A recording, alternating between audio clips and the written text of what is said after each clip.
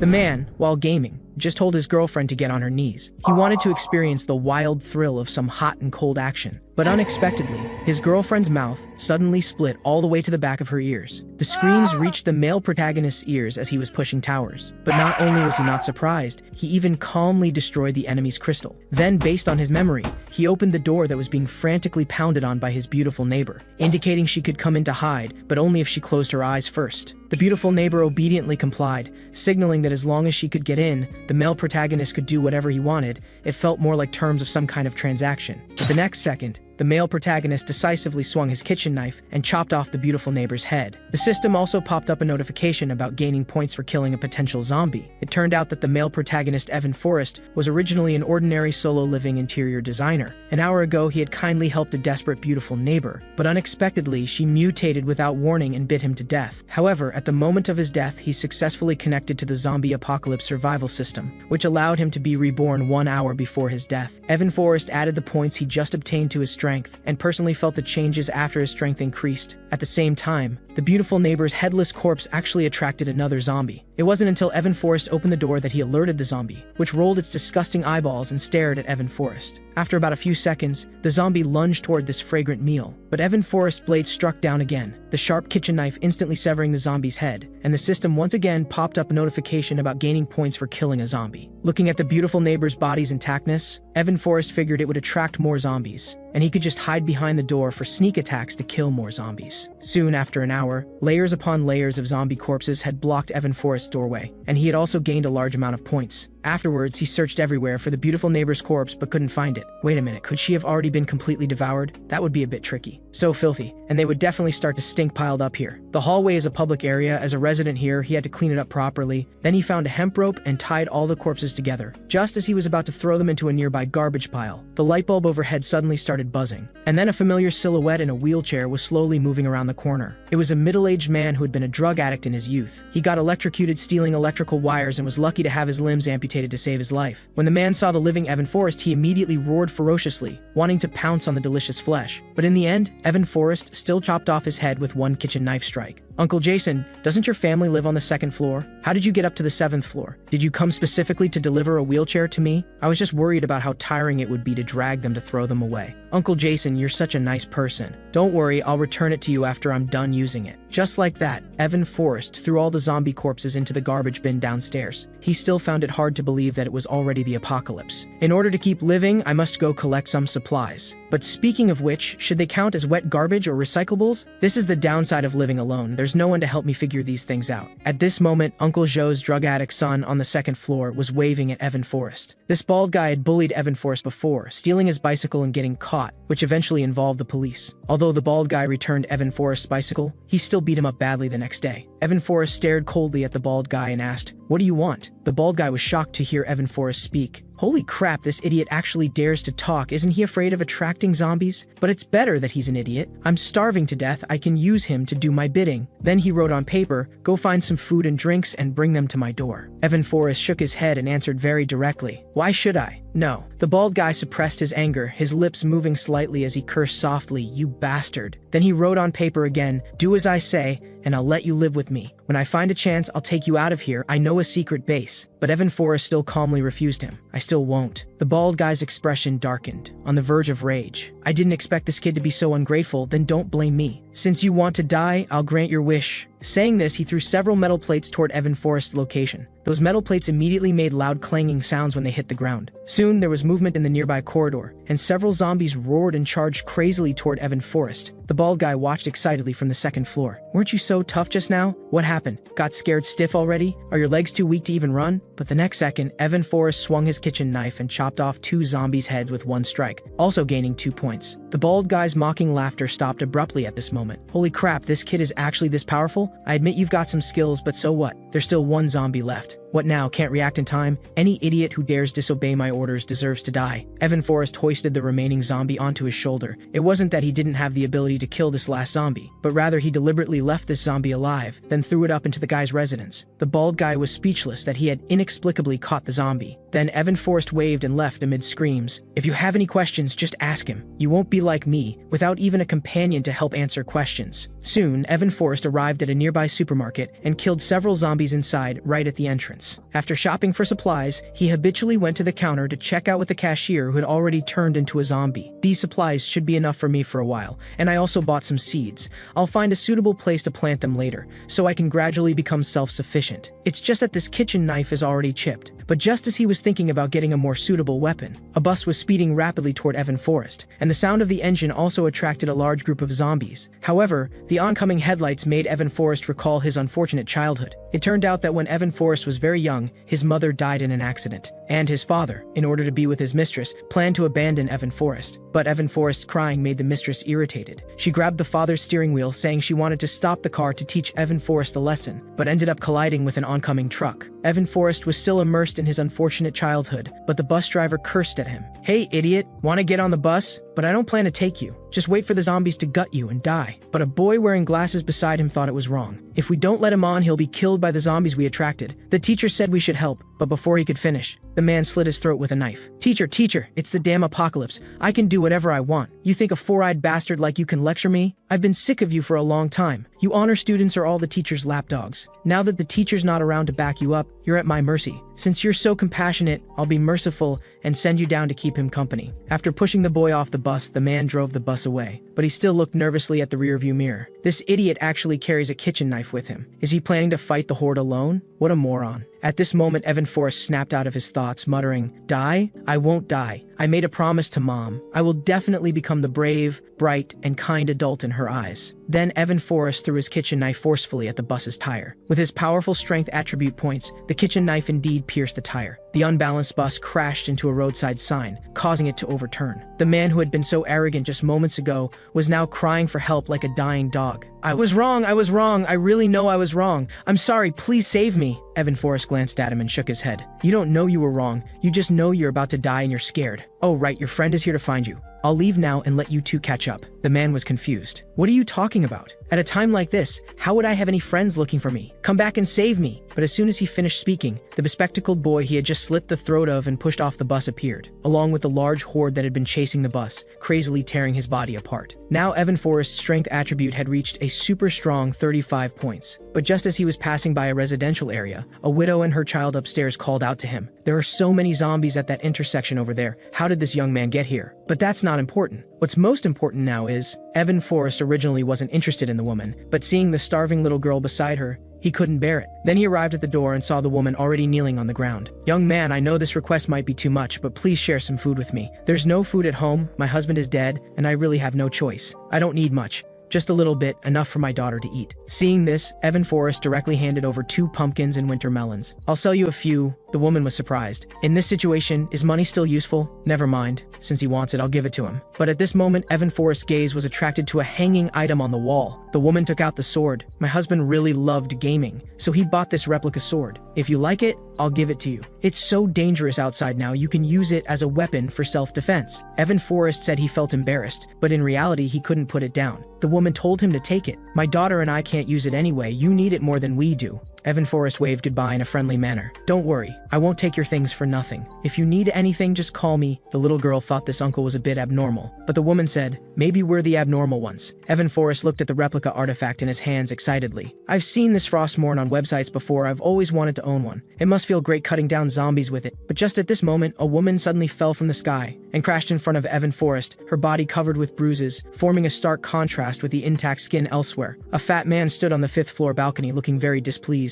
with several scratch marks on his face. "What a shame, who knows when I'll come across such prime prey again." Evan Forrest downstairs could tell at a glance that the woman had experienced much inhumane torture before death, and the despair, anger, and helplessness in her eyes were exactly the same as the look in his mother's eyes when she looked at his father before she left. He decided to seek justice for the woman and asked the fat man on the 5th floor why he did this. The fat man was stunned for a moment. He didn't expect anyone would still dare to go out on the streets, then he cursed loudly. "Who the hell are you? You don't live here. This is my building, so back off. I can have any woman I want in here, and it's none of your damn business." Evan Forrest had to do something because the mother and daughter who gave him Frostmourne also lived in this building. So he picked up the woman's corpse and counted the floors to confirm the fat man was on the 5th floor. The fat man thought he was scavenging. "What, you want to drag it home and have your fun with a corpse? The thing is, a body that doesn't fight back isn't even as good as a cheap sex doll. Get lost before I get mad, or see how I'll deal with you." Then the fat man cursed and went back to the sofa, opening a can of beer. "I'll go scout for some fresh prey in this building later. Need to let off some steam. Now that it's the apocalypse, I can do whatever I want. This feeling of doing as I please is so great."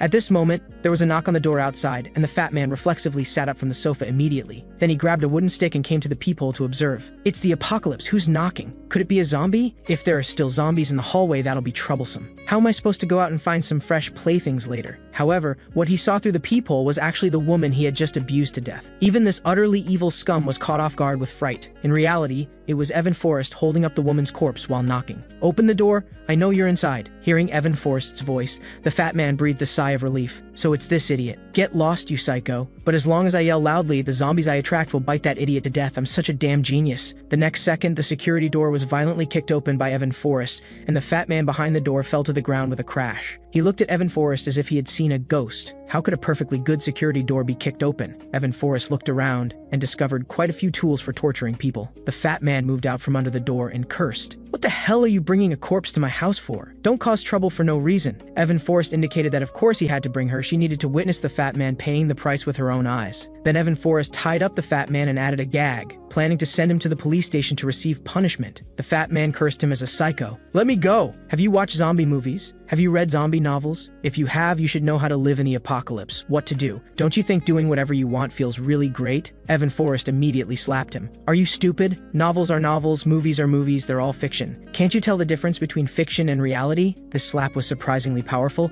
It directly sent the fat man flying to the entrance of the police station. The fat man was momentarily speechless, his face stinging with pain. "Who's the one who can't tell reality apart? What's the point of sending me here? It's the apocalypse. The people here have long since run away. No one can punish me." But Evan Forrest smiled sinisterly. "No, you misunderstood. There are still people." The fat man's gaze slowly shifted to the right, sensing the rotten breath behind him. Watching the fat man surrounded by zombies in police uniforms, Evan Forrest completed his mission. "Look, even after becoming zombies, they still stand guard here to punish criminals who have done evil deeds." The day after Evan Forrest punished the fat man, a modified armored vehicle arrived outside the library. 3 people got out of the vehicle. They came to the library this time to search for medical-related books. The 3 were vigilant about their surroundings but didn't see a single zombie, thinking they were lucky that there were no zombies inside. But the boss told the 2 subordinates not to rush to open the door while taking out a dagger, and lightly tapped it against a stainless steel pillar, making sounds. The 2 subordinates immediately understood and became vigilant about their surroundings again. If there were a large number of zombies, they would quickly get in the car and evacuate. After testing, the boss quickly opened the door and ordered her subordinates to act quickly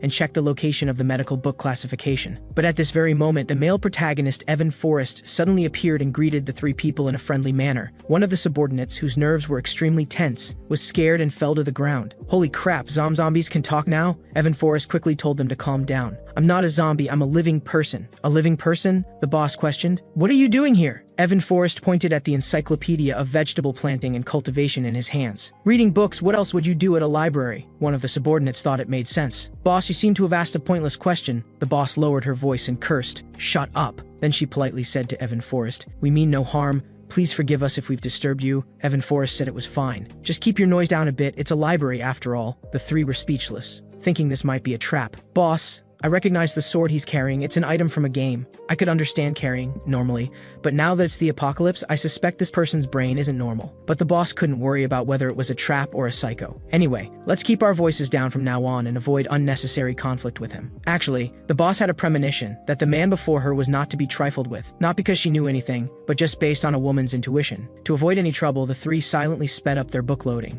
But just as they were about to leave, they were suddenly called out by Evan Forrest, who was reading. "Are you leaving?" The 3 immediately tensed up upon hearing this, thinking, "Is he about to make things difficult for us?" The boss still politely asked if there was anything he needed. But Evan Forrest said, "You're taking so many books. You need to register before leaving. These books aren't personal property. They all need to be registered when borrowed. Hearing this, the three were petrified on the spot. Holy crap, bro, is there really something wrong with your brain? Look at the situation, you still want us to register? Which mental hospital did you escape from?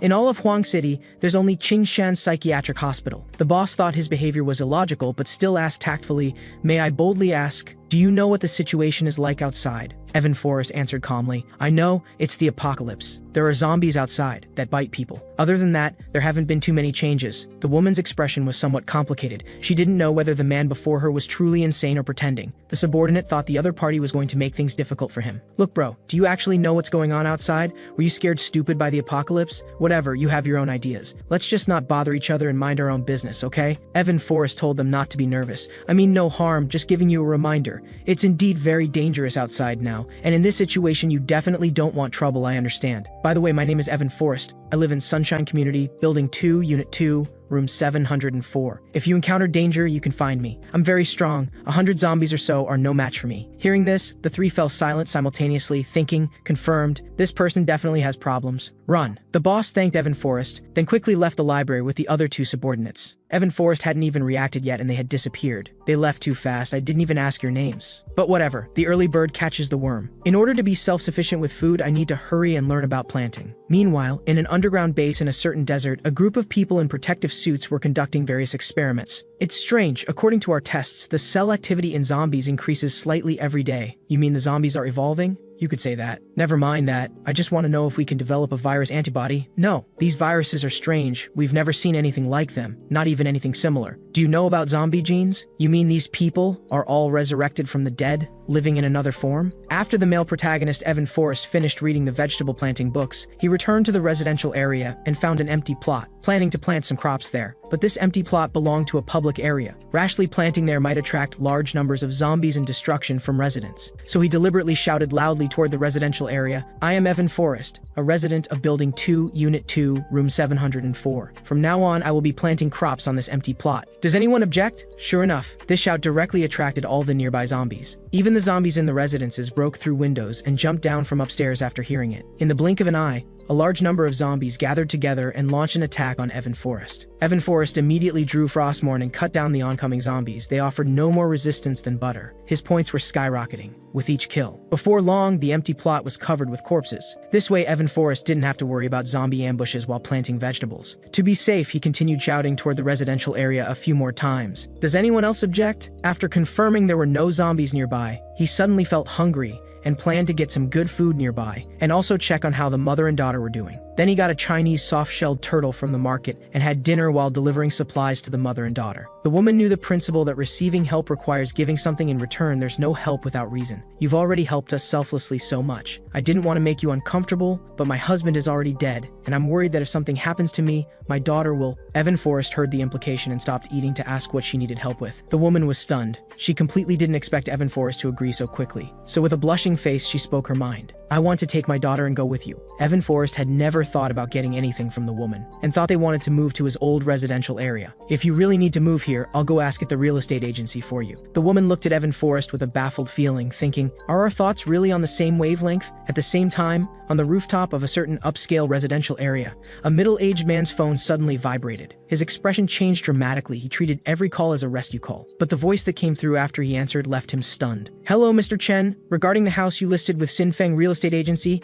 I'd like to ask if you can rent it to me." Derek Chen angrily hung up the phone. Psycho. Making such a boring joke at a time like this. Is he blind? Can't he see what it's like outside? The apocalypse came so suddenly. If this weren't an upscale residential area with strict daily access control that not just anyone can enter, we would have been done for long ago. These days, everyone's been on the rooftop watching the sky, hoping for rescue like helicopters, but we haven't even seen a ghost in all these days. But just as Derek Chen was looking melancholy, the phone rang again. This time, before the other side could speak, he started cursing. "Damn it, are you sick or something?" Evan Forrest on the other end was surprised. "Why are you cursing? I just want to rent a house." Derek Chen didn't continue answering and hung up the phone again. Evan Forrest sighed. Strange, why is this Derek Chen so irritable? It's fine, I'll just call him again to ask. Derek Chen was furious. "You bastard, what the hell do you want?" Evan Forrest said calmly. "Mr. Chen, I just want to rent your house. You don't need to be so irritable." Derek Chen's long-suppressed emotions finally erupted. Fine.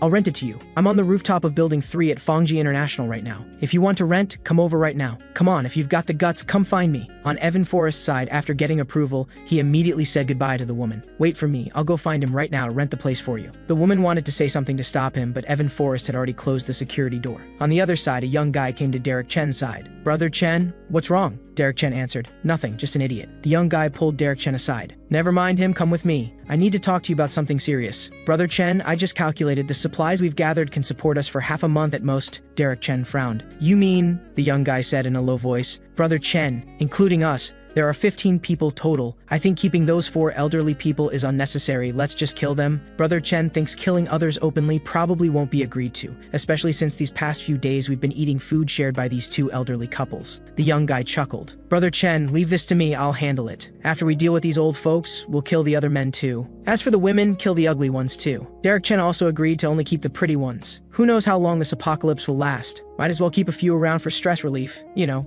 a bit of fun. After Evan Forrest got the real estate agent's approval, he rode his bicycle to Fangji International. Along the way, he even toyed with those walking corpses. Those survivors heard the commotion on the road and looked out to observe. Some even sent distress signals to Evan Forrest. But there were also those who knew that guy definitely couldn't escape far. His final fate would be to be torn apart by zombies. After a long time, when Evan Forrest looked back again, he found that the zombie horde following him had lost track. Then he stopped at the entrance of the residential area. At a glance, the environment inside was many times more luxurious than his old residential area. On the rooftop of the residential area, everyone gathered together plotting inhumane things. They planned to seize the elderly people's supplies and then throw them off the high-rise building. But watching the young people whispering, how could the elderly not notice? The old man, Walter Wang, was a retired soldier who had participated in battles large and small when he was young. He kept comforting his wife, a retired military doctor, beside him. Grace, we're already old. Survival supplies are getting scarcer. Those young people probably want to kill us burdens. I think we should give them the hope of survival. This country and this society still need young people to build it. The old man sitting beside them was called Howard Joe, a retired military industry expert. He chuckled lightly. Old brother Wang, you're still so open-minded? Walter Wang turned back and asked if he thought the same way. Howard Joe nodded. We've given our whole lives. We don't know how to do anything but give. Can't blame these kids.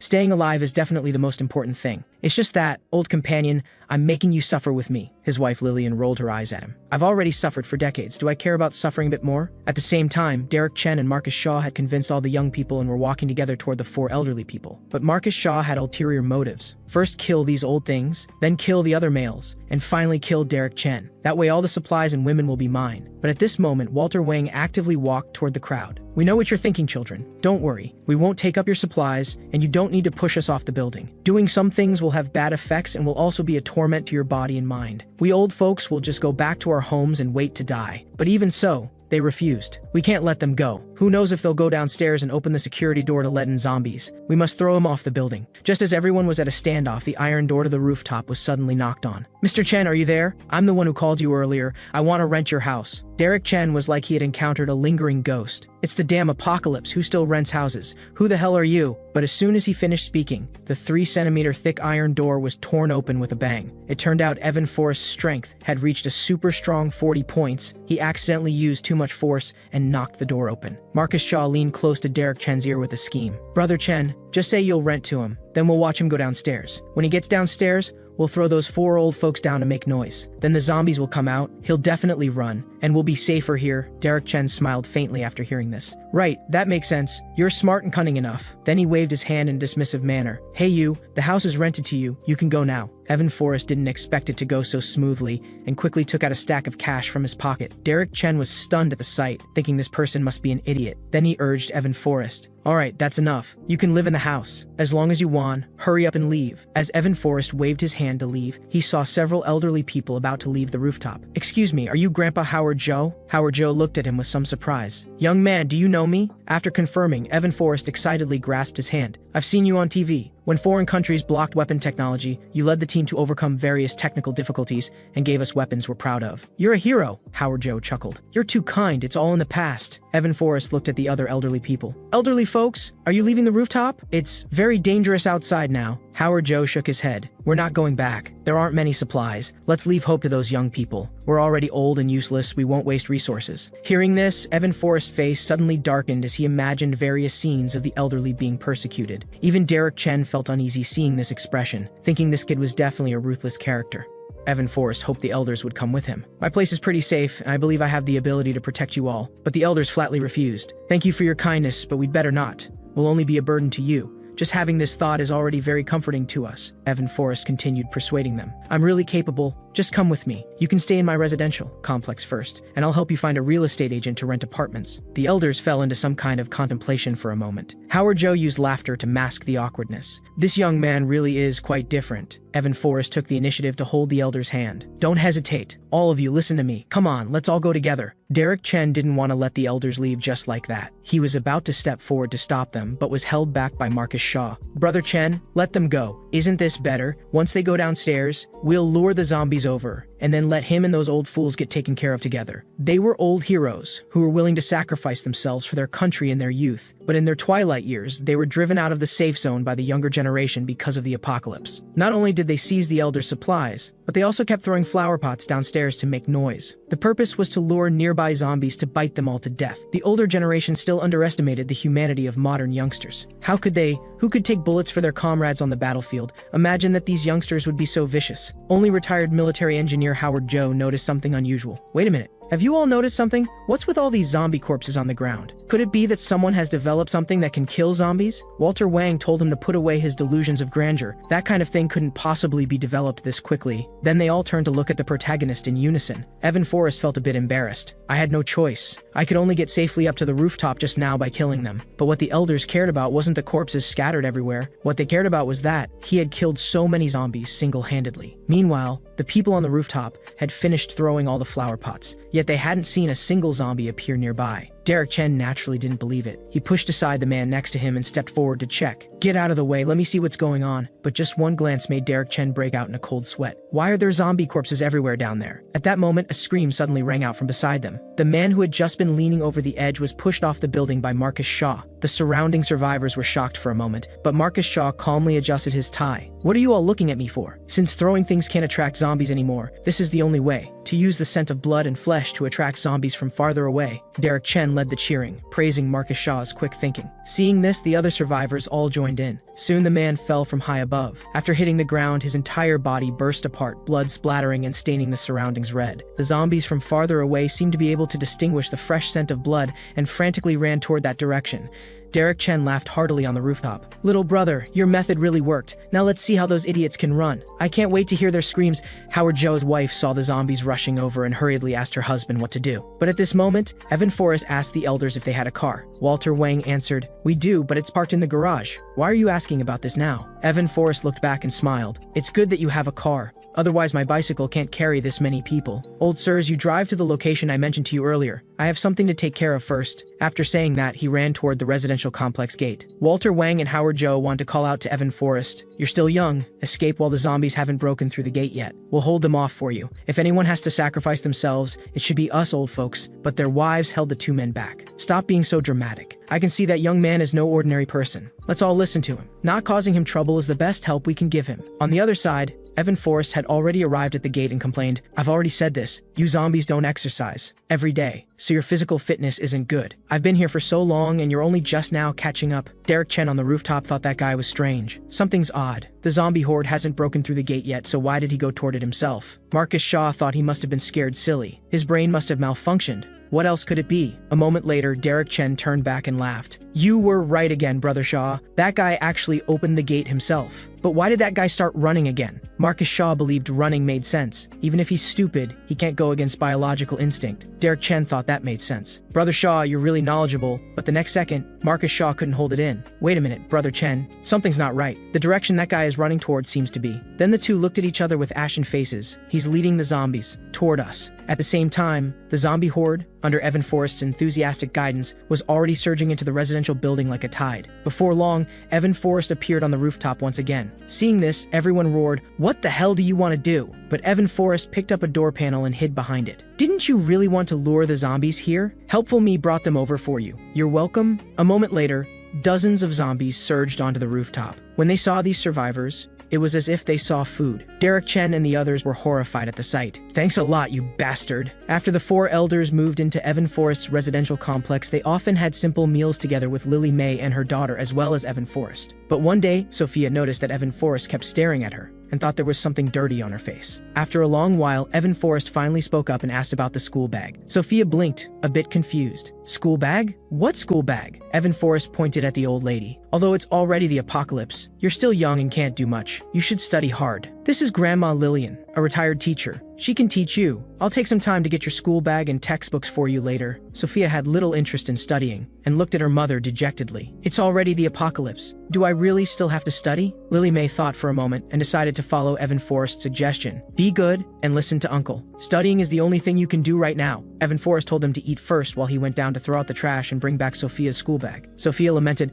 Uncle, what grudge do you have against me? And so, the originally lifeless Sunshine Complex became much livelier with the addition of 6 new residents. Time came to the evening. 2 zombies wobbled and twisted their way toward a 2-story auto repair shop. But the next second, they were struck through the foreheads by 2 arrows and killed on the spot. The man who shot the arrows was an amateur archer before the apocalypse. Now he was clearing zombies wandering the streets, but he couldn't clear the zombies inside the shops and was afraid of attracting the attention of zombie hordes. With the man were another woman and 2 men. Their food could only last 7 more days, but water wasn't a problem for now. The water plant hadn't stopped running. There must be people there continuing operations. At that moment, a loud roar suddenly came from outside, scaring the man who was shooting arrows. His face changed drastically. The fire from the explosion was in a building not far away. The zombie horde nearby was immediately attracted to it. The short-haired woman quickly came to the window to check which bastard caused such a big commotion. Then a lone woman appeared outside being chased by the zombie horde, running while letting out desperate screams. Then a giant palm slapped toward the woman, crushing her into a pulp. It was a giant zombie standing 3 to 4 meters tall, its body wrapped in black sinews, grotesque, terrifying,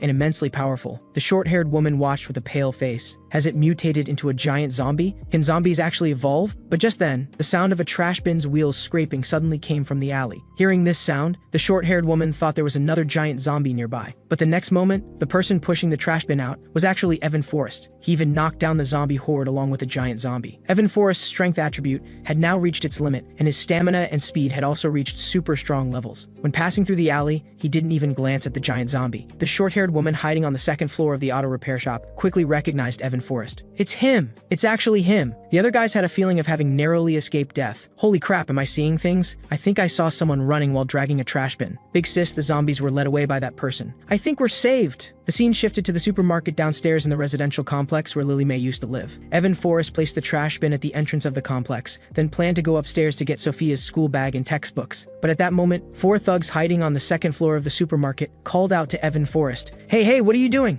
Evan Forrest looked up and glanced at them. Do you need something? My complex's trash bin was full, so I'm looking for a place to dump the trash. And by the way, but before he could finish, the thugs couldn't help but mock him. Listen to this! This guy actually said he came to dump trash. Now that's talent. That's truly unique in the apocalypse. Evan Forrest thought dumping trash was normal. Apocalypse or not, it didn't affect his life much. Do you guys need any help? You can tell me? Baldy was displeased hearing this. You really are an idiot. I'm eating well and living well here, and you're asking if I need help? Are you brain damaged? Believe it or not, if I just shout randomly, you'll be chased by zombies. Evan Forrest didn't want to waste time. He waved his hand, said goodbye, and left. But this action upset the thugs. Let's lure the zombies here. I'd really like to see someone being chased by zombies. Besides, we're absolutely safe on the second floor. Unless zombies can fly. Then the 4 of them made ghostly wailing noises like loudspeakers. But they shouted for several minutes without seeing a single zombie appear downstairs. Where the hell are the zombies? Could there be no zombies around us? Impossible, there aren't that few zombies here. Evan Forrest walked to the entrance of another building across the way and looked back. Don't worry, they're coming soon. After saying that, he disappeared from everyone's view. Those thugs couldn't hear what Evan Forrest said. What a letdown. We couldn't even lure zombies to kill that idiot. The next second, the pebbles on the ground suddenly shook violently. Everyone heard heavy footsteps nearby. Holy crap, there really is something. What's that sound? But as soon as the words fell, a huge and grotesque face appeared outside the window on the second floor of the supermarket. After those 4 thugs died miserably under the trampling of the giant zombie, the protagonist Evan Forrest went to the bookstore in the first floor shop of the residential building across the way. But just as he walked up the stairs, he heard a human baby crying.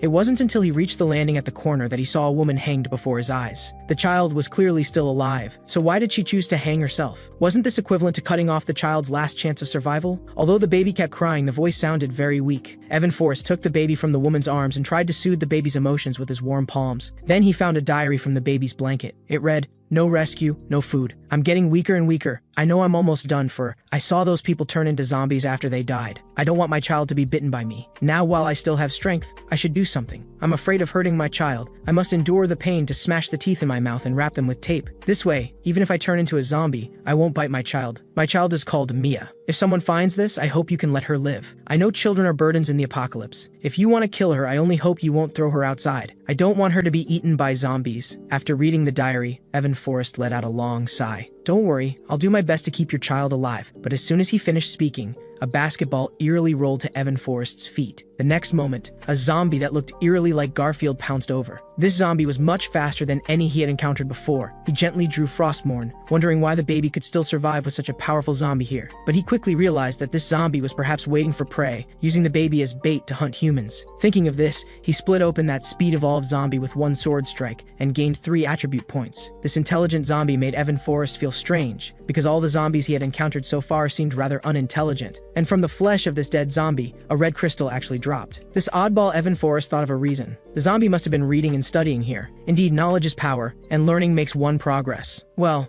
since I'm already here, I might as well get Sophia a few sets of test papers and exercises. Sophia looks like a girl who loves studying. She'll definitely be thrilled when she sees these later. Meanwhile, in an underground base somewhere in the desert, a professor looked in amazement at the sealed crystal. Was this obtained from a mutated zombie's head? The female officer reported. Yes, this zombie was somewhat special. So we examined its corpse and discovered this crystal in its head. The professor eagerly wanted to hear the officer's explanation. Tell me the details quickly. The officer reported truthfully. Nathan Shang fired the first shot on sight. He used a sniper rifle and hit the zombie's head with one shot. But not only was that zombie not killed, its mobility remained intact, and it rapidly attacked the base. Nathan Shang fired several more shots in succession, each hitting its head until the zombie's head was completely blown apart and it finally fell. Before discovering this zombie, the zombies we encountered could be killed not just by gunfire, but even by an ordinary iron rod stabbing into the head. But this time, one shot to the zombie's head couldn't kill it. This is simply unbelievable. The professor believed the zombies were evolving. But why are they evolving this way? Even a headshot can't kill them.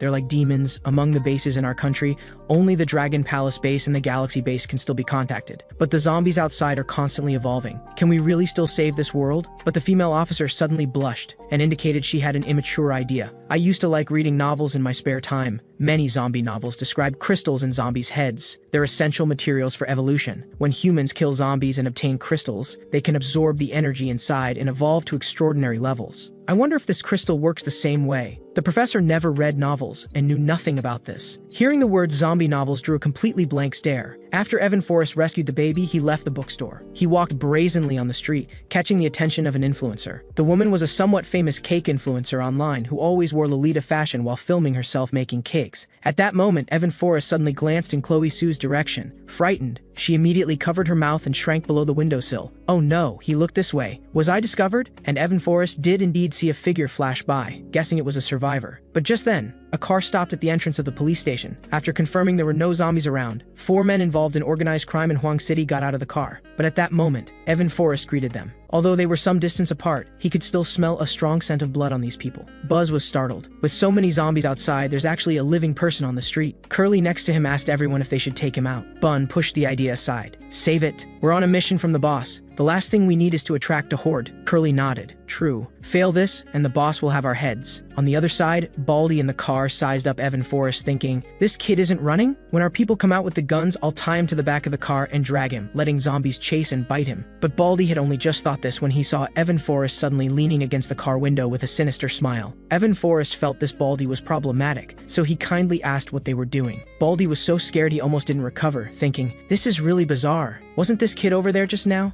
How did he suddenly appear at the car window? Just then, the 4 people who had gone into the police station to steal guns came out. This kid is still here? What are you two talking about? Baldy weakly asked. Did you find what the boss wanted? Buzz answered. Of course. Otherwise, why would I come here? With these things, our days ahead will be comfortable. Curly asked Evan Forrest somewhat curiously. Kid, you've got guts. You actually dare to run around the streets alone. How have you survived until now? Evan Forrest seriously answered him. When I encounter zombies, I generally communicate with them first and advise them not to be impulsive. If they don't listen, I defend myself and kill the zombies with one sword strike. These words left Curly's head full of question marks. Is there something wrong with my comprehension? What is he even saying? On the other side, Buzz couldn't stand it anymore and immediately pulled out a handgun and aimed it at Evan Forrest. Kid, do you know what this thing is? Evan Forrest's face showed no surprise. So the 4 of you just went in to steal guns, right? Buzz was very displeased. Are you sick or something? Steal. Is it necessary to steal at a time like this? It's the apocalypse. Every person we killed before would beg pitifully before being killed. Are you looking down on me? Just as Buzz was rambling on and on, he suddenly saw a flash of sword light. His arm was instantly separated from his body. Evan Forrest expressed his apology to Buzz. Sorry about that. I've been defending myself by cutting zombies for so long I got used to it. I forgot you were actually human. This situation completely exceeded their expectations. Bun quickly pulled out his handgun, but just as he was about to pull the trigger, he was cut in half by Evan Forrest's sword. The remaining two were scared stiff. This guy's attack speed is so fast I can barely see it. Is he really still human? Baldy in the car woke the two up. You're yelling too loud. The zombies are about to be attracted. Get in the car quickly! A massive flood of zombies quickly surged from streets and alleys in all directions, desperately lunging at the vehicle like mad dogs. Baldy hit the gas and sped away, not even caring about the remaining two companions. Kid, I'm taking note of what happened today. When I go back and report to the boss,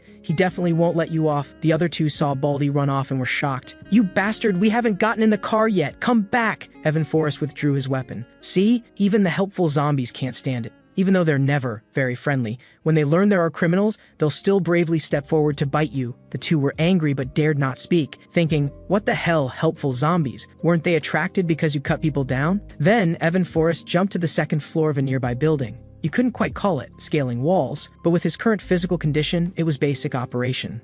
The two watched Evan Forrest's departing figure with shocked faces, because even the world's best high jumper couldn't reach that level. But soon those zombies swarmed forward and frantically bit at these criminals' bodies. Such a big commotion immediately alarmed Chloe Sue. There are so many zombies over there. Could they have been attracted by that person wandering outside earlier? I don't know what he was thinking. It's so dangerous outside, yet he still dared to wander around. He must have been bitten to death by zombies now, but as soon as she finished speaking, Evan Forrest suddenly appeared pressed against Chloe Sue's glass window. She was so frightened that she collapsed to the ground, shocked that this was the second floor. How did this guy's face appear outside the window? And Evan Forrest stood on the air conditioner's outdoor unit, thinking the girl was scared by the apocalypse. She definitely can't accept it for the moment. I need to give her enough buffer time. From now on, I'll come to her window every day and smile at her once, using kindness to move her and let her understand I have no ill intentions. There's no need to be so afraid. On the other side, Chloe Sue had already grabbed a fruit knife. It's over. I've been discovered. What should I do? I definitely can't run away. He'll definitely notify other survivors. I absolutely can't let them catch me. Even if I can't stab him, I can stab myself so he can't get a warm body. Meanwhile, in the Shan Shui luxury garden villa in Huang City, the Baldy who escaped with his life burst into the hall with a frightened face. Boss, we're in trouble! A scarred man was smoking a cigar and wondered why 5 people went out but only 1 could come back. Baldy embellished the story. Boss, we arrived at the police station and unexpectedly encountered another group of survivors. They were hiding in the shadows, secretly watching our movements. Just when we found firearms in the police station, those guys actually lured zombies over. I told the brothers to get in the car quickly, but there were too many zombies blocking their way. In the end, I could only drive away. He thought to himself, I absolutely can't let Big Brother know that it was just one person. And I was so scared by the zombie horde that I didn't even wait for them to get in the car and just ran. Oh God, why is Boss so quiet? Does he want to hit me? I've seen him smash concrete blocks with his bare hands. He could probably crack my skull like a nut. Vincent Wang stared at Baldy for a while before using the cigarette butt to grind it on his forehead. Why didn't you die there? Baldy endured the pain, thinking he absolutely couldn't cry out. Otherwise, if he annoyed Big Brother, he'd really be dead. After Vincent Wang extinguished the cigarette, Baldy whimpered, Boss, please. I just want a place on your crew. I can still be useful. Give me a second chance. Although Vincent Wang was annoyed, he didn't do anything to Baldy. He threw away the cigar in his hand and told his waste Baldy to get lost. Vincent Wang had always wanted to clear the entire villa area and use it as a base to constantly expand territory outward, but he didn't expect there were other teams in Huang City who'd even thought of going to the police station to get firearms. The next day in Sunshine Complex, old Grandma Grace Shu was sowing seeds in the yard that Evan Forrest had brought back, while the 2 old gentlemen, Howard Joe and Walter Wang, were responsible for tying wooden boards at various entrances and exits of the complex to reinforce security. On the other side, Grandma Lillian was giving Sophia lessons, patiently teaching her one-on-one in 3 subjects, math, physics, and chemistry. But Sophia had just finished her exercises with great difficulty when she discovered several more books had suddenly appeared on the desk. Evan Forrest thought Sophia would be very happy. I could tell at a glance that you're a child who loves studying. I bought these for you on the way last night. Little did he know that Sophia's tears were already welling up in her eyes, as if she was about to burst into tears the next second. But at that moment, the baby in Evan Forrest's arms cried out loudly first. Lily May asked him where this child came from. Evan Forrest didn't know where to start for a moment. I remember Grandma Grace used to be a military doctor. Let her help me check on this child's condition. Grace Shu heard the baby's cries in the yard and hurried over. Quick, bring her over and let me see. Fortunately, she was discovered in time. If it had been even a little later, this child's life might not have been saved. But we still can't be careless about the current situation. The baby's resistance is low. Her bottom is now infected, and there are some infected areas on her body. She needs careful care to recover. cover. Evan, what's this child's name? Evan Forrest answered. Her mother's diary only wrote that the child is called Mia. Grace Shu said the child had no surname. How about she takes your surname Forrest? But Evan Forrest disagreed. No, just call her Mia. When she grows up and becomes sensible, I'll tell her everything about her mother. Lily May felt that Evan Forrest had no experience raising children, and the elders were old and couldn't handle disturbances at night. So she planned to take the child and care for her herself. Evan Forrest was afraid Lily May would be too exhausted, so he decided to let her help care for the child during the day, while he would take care of her at night. But just after everyone had finished handling the child's matters, the two old gentlemen suddenly sent a warning. Evan, come quickly. Something's wrong. A lot of zombies suddenly appeared on the street outside. A trace of doubt arose in Evan Forrest's heart. When I came back, I had clearly left the zombies far behind. Logically, it should be impossible for them to follow. Could all these zombies have evolved intelligence? After Evan Forrest and the two old gentlemen discovered the zombies on the street, they realized that the zombie horde had been led over by a small truck, and the driver kept honking the horn while driving at a steady speed. The old gentleman guessed from the surveillance footage that the driver wanted to lure the zombies away to give other survivors a chance to collect supplies from the surrounding area. Evan Forrest also saw the situation through the gap. 3 survivors holding steel rods and shields took advantage of the zombies being lured away and ran to the shops to collect supplies. But Howard Joe, who was watching the surveillance, noticed something wrong. That small truck that lured the zombies away actually turned around and came back. When those survivors saw the small truck again, they realized the driver in the car intended to get them killed. The driver lit a cigarette and recalled the desperate memories of when the zombies first broke out. Because the food at home was getting scarcer, he was forced to risk going out to search for supplies. But due to lack of experience, he was discovered by a zombie horde as soon as he went out. At the critical moment, a truck stopped in front of him. 2 people got out of the vehicle, one holding a shield, one holding a steel pipe, and they pierced through the zombies' heads instantly. The man wanted to join their team but was rejected on the spot. But when the man said his wife and child were still at home and hoped they could give him some food, unexpectedly they agreed and even told the man to bring his family to their shelter. At that time, the man thought he had met good people, but he never imagined they would turn into wolves the moment they set their sights on his wife. They actually tied the man up and violated his wife right in front of him. In the end, his wife couldn't bear the humiliation and fought back, so they threw her from a 3rd-floor windowsill and she died on the spot. The man originally wanted to fight desperately, but they had taken his 8-year-old daughter hostage. If the man dared to resist, his daughter would definitely be tortured to death. The man finally waited for this chance to wipe them out. He slammed on the accelerator, vowing not to let these beasts return alive. Soon the truck crashed into those 3 beasts along with the storefront, and massive flames and smoke rose into the sky. Evan Forrest saw this scene and couldn't help but open the complex gate and rush out,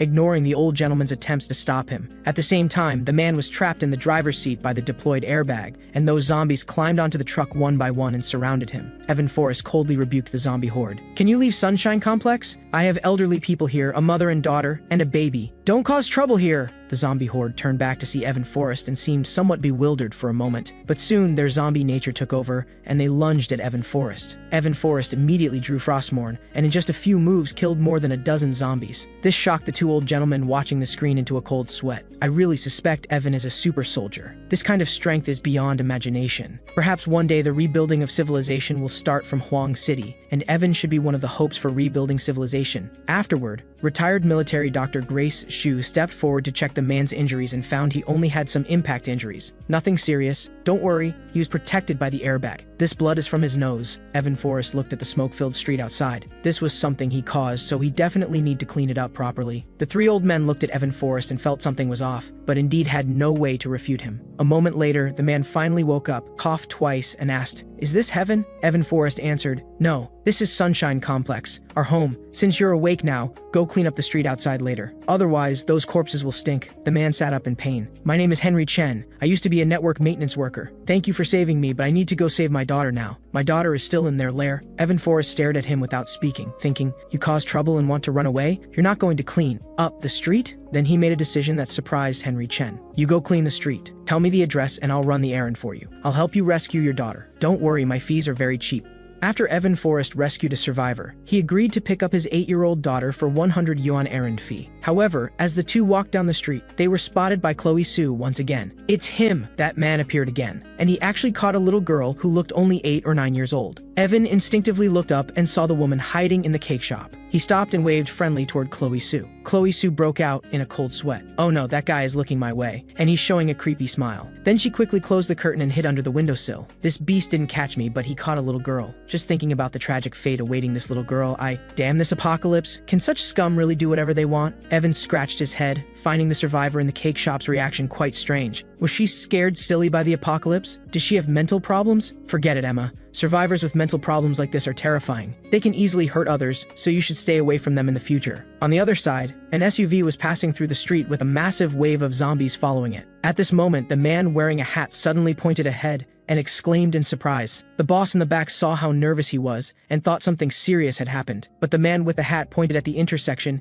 and said it seemed to be that weird survivor they had encountered before. He actually dared to wander outside so brazenly. And this time, he even brought a little girl. This was way too reckless. The boss's first thought was that with so many zombies following their car, if they discovered him and the little girl, they definitely wouldn't survive. She had no choice but to tell the driver to honk the horn quickly to help draw away the surrounding zombies.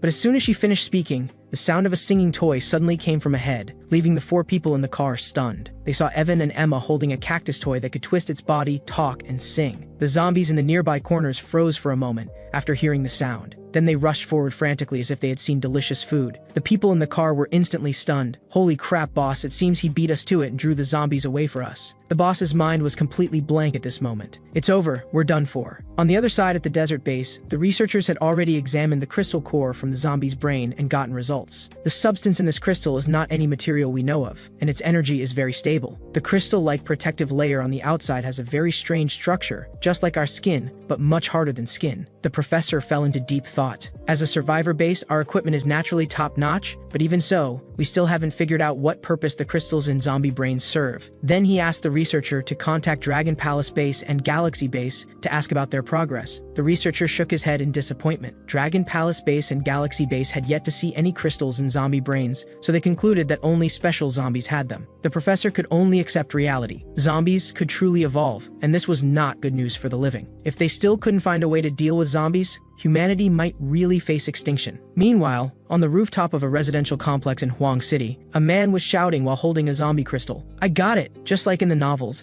zombie brains really do have crystals. To get this, I sacrificed 7 companions. Absorb the crystals, grow stronger, then I'll keep killing zombies, growing more powerful, until I lord over this apocalyptic world. Nothing will be beyond my reach then. Jason Jiang's reversal of fortune is finally at hand. As many scenes flashed through his mind, he swallowed the crystal in one gulp. Let this power transform my body and give me extraordinary strength. I'll become the king of the apocalypse, with a different woman every day of the year. But moments later, Jason Jiang felt no changes in his body whatsoever. How could this be? Is this crystal really this useless? This isn't like what the novels described. Suddenly, severe pain shot through his abdomen, and he thought the crystal was taking effect. He clutched his stomach and rolled on the ground, his expectant expression no longer hidden, his mind full of a beautiful future after becoming stronger. But finally, he couldn't bear it anymore and spat out a mouthful of blood. Only then did Jason Jiang realize something was wrong, and his face showed a look of terror. The thick blood was actually mixed with chunks of flesh and tissue, as if some organs inside his body had been corroded and shattered and were being expelled. Just to earn 100% yuan errand fee, Evan dared to cross several residential blocks in the apocalypse to help reunite an 8-year-old girl with her father. When he returned, his clothes were splattered with zombie blood. Elder Wang quickly reminded Henry Chen, Evan's errand efficiency is really high. Henry, hurry up and give Evan his fee. Henry Chen didn't understand why they still needed money in the apocalypse, but he could only obediently take out 100% yuan as payment. Evan smiled happily. No need to thank me. You pay, I run errands.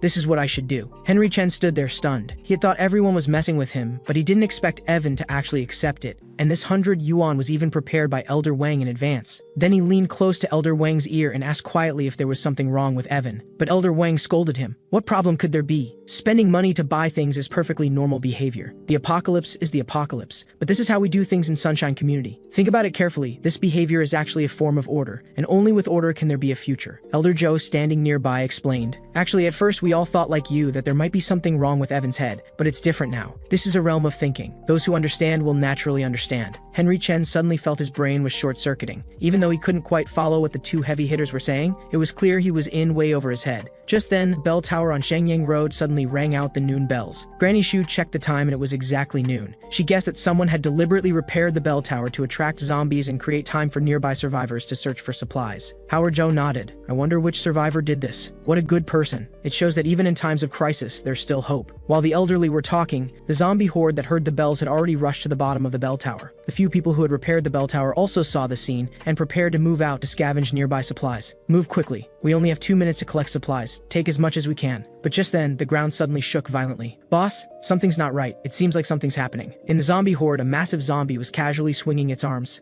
forcefully tearing open a path. The zombie leaped up and jumped directly onto the bell tower. It roared ferociously and smashed the bell that was making the sound. Everyone was stunned when they saw this scene. Damn it, some of these zombies have actually evolved intelligence. Human civilization. Is there really any hope for it to continue? Back at Sunshine Community, the old men were wondering why the bells stopped before completing 12 chimes, guessing that something might have happened over there. Elder Wang glanced at Evan beside him and said, "Evan, with the apocalypse upon us, crises are everywhere, but hope always exists. It's just that this hope often needs someone to discover it, someone to lead, someone to magnify that hope just a little bit, so that others can see it a little, or touch it a little. There's a saying, with great power comes great responsibility. When we do anything, we can't just think about ourselves. If we don't take responsibility, one day human society will disappear. One person's strength alone is weak. It's impossible for one person to do it alone. So that's when a leader appears to give a gentle push, gathering everyone's abilities and beliefs together to become bigger and stronger." After hearing Elder Wang's words, Evan looked completely bewildered. "I don't understand what you're saying at all." Elder Wang's expression changed as he remembered that Evan's way of thinking was a bit different. Talking to him like this definitely wouldn't work. He had to use a way he could understand. "Evan, how about this? I know there's a real estate agency nearby, and you want to make more money. Why don't you take on a part-time job, take some flyers, and ask if any survivors would like to come to our community? If there are, you can not only help survivors in distress, but also earn a good commission." As soon as he heard about part-time work and making money, Evan's eyes immediately lit up. Then he ran straight toward the gate. "Elder Wang, I'll go do it right now." Granny Shu felt it wasn't good to trick Evan like this, but Elder Wang thought it wasn't tricking him. "I've been in the military for so many years, and Evan is the strongest person I've ever seen. So strong he doesn't even seem human. Maybe Evan is humanity's last hope." After Elder Wang talked Evan into going out to find survivors, Evan took the opportunity to look for tenants in the post-apocalyptic world. But after wandering just a few streets, he saw an Audi driving toward him. The man in the car asked Evan if he was interested in surviving together in the apocalypse, but Evan decisively refused.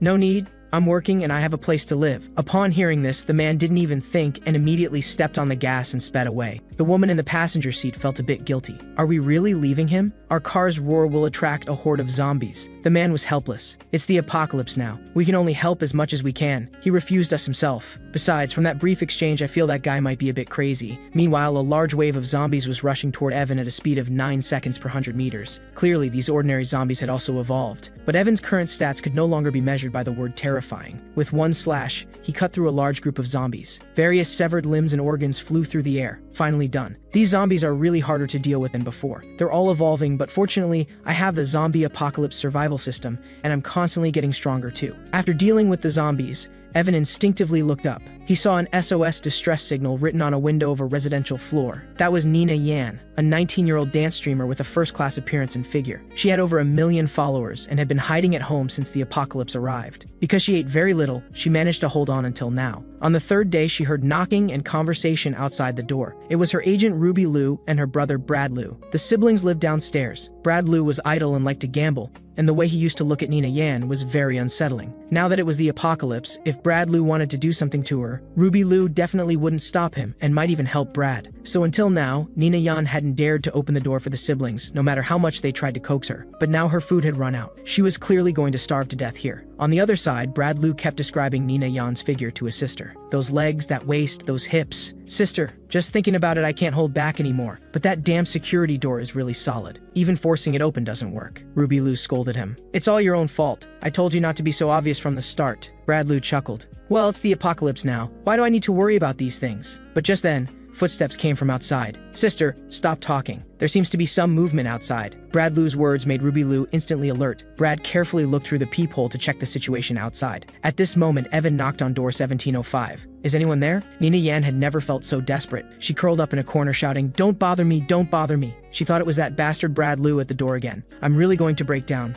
I want to go to the kitchen and get a knife to kill myself. But that bastard definitely won't let me go even then." Evan stood outside and knocked on the door for a long time, but no more sounds came from inside. A bad feeling suddenly welled up in his heart. What if whoever was inside was too weak to call out? He can't afford to wait any longer. Thinking of this, Evan directly smashed open the security door with one violent punch. As soon as he entered, he saw a beautiful woman holding a small knife with both hands, trembling. Evan told her not to be nervous, but how could Nina Yan not be nervous when a stranger had just smashed through her door in the apocalypse? Evan recognized her as the dance streamer Nina. "I even tipped you 100% yuan when I watched your stream. I used to watch for free and never tipped." but your dancing was really good. Nina Yan held the knife to her own throat and shouted, "Don't come closer! If you take one step, I'll die right in front of you. I won't let you have me." Once, in her school dorm, she and her girlfriend watched a film from that island nation about a woman who was captured and tortured every day, abused every day, and finally trained like a dog. She used to think the movie was fake, but now she believed people could really do such horrible things. Evan indicated he had no ill intentions. "I work in real estate and was passing by when I saw the distress signal on your window, so I came specifically to check. As for the door situation, I'm truly sorry. When I heard no movement, I thought something had happened to you, so I had no choice but to do this."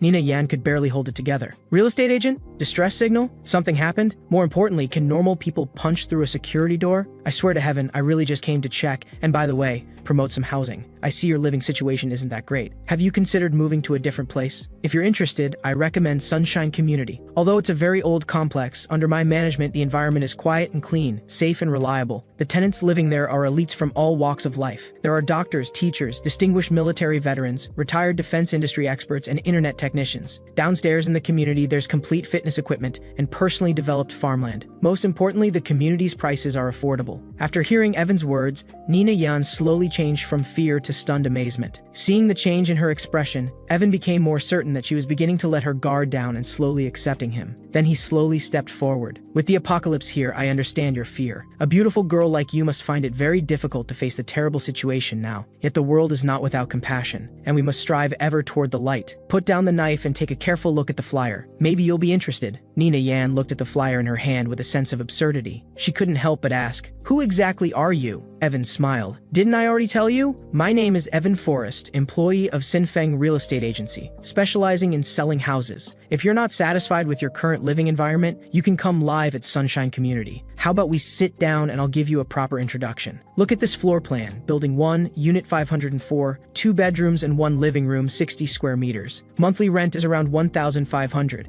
with elevator access for convenience. But since you're a girl and a streamer, you probably have a lot of clothes, so what I recommend for you is building 2, Unit 2, room 703. This floor plan has a slightly larger area and is absolutely suitable for you. The previous tenant was also a young woman, and her lease just expired a few days ago." Nina Yan couldn't help but ask Evan, "Are you sick or something?" Hearing this, Evan looked quite displeased. "I'm kindly introducing this to you and you're cursing at me? If you don't want to rent, just say so. I'll leave." Seeing Evan get up to leave, Nina Yan quickly grabbed him and apologized. "Wait, I'm sorry. I didn't mean it. I apologize." Evan sighed. Working to make money requires a good attitude. "Fine, I accept your apology." But Nina Yan still wanted to confirm. "Have you always been like this? Kind of not quite normal like this? Don't misunderstand. I don't mean to insult you, I just..." Her words were interrupted by Evan mid-sentence. "Aren't you all the ones who aren't normal? Everyone thinks that with the apocalypse here, they don't have to follow the original order. But isn't it precisely because of this thinking that the world has become even worse? In the apocalypse, the most terrifying thing isn't zombies,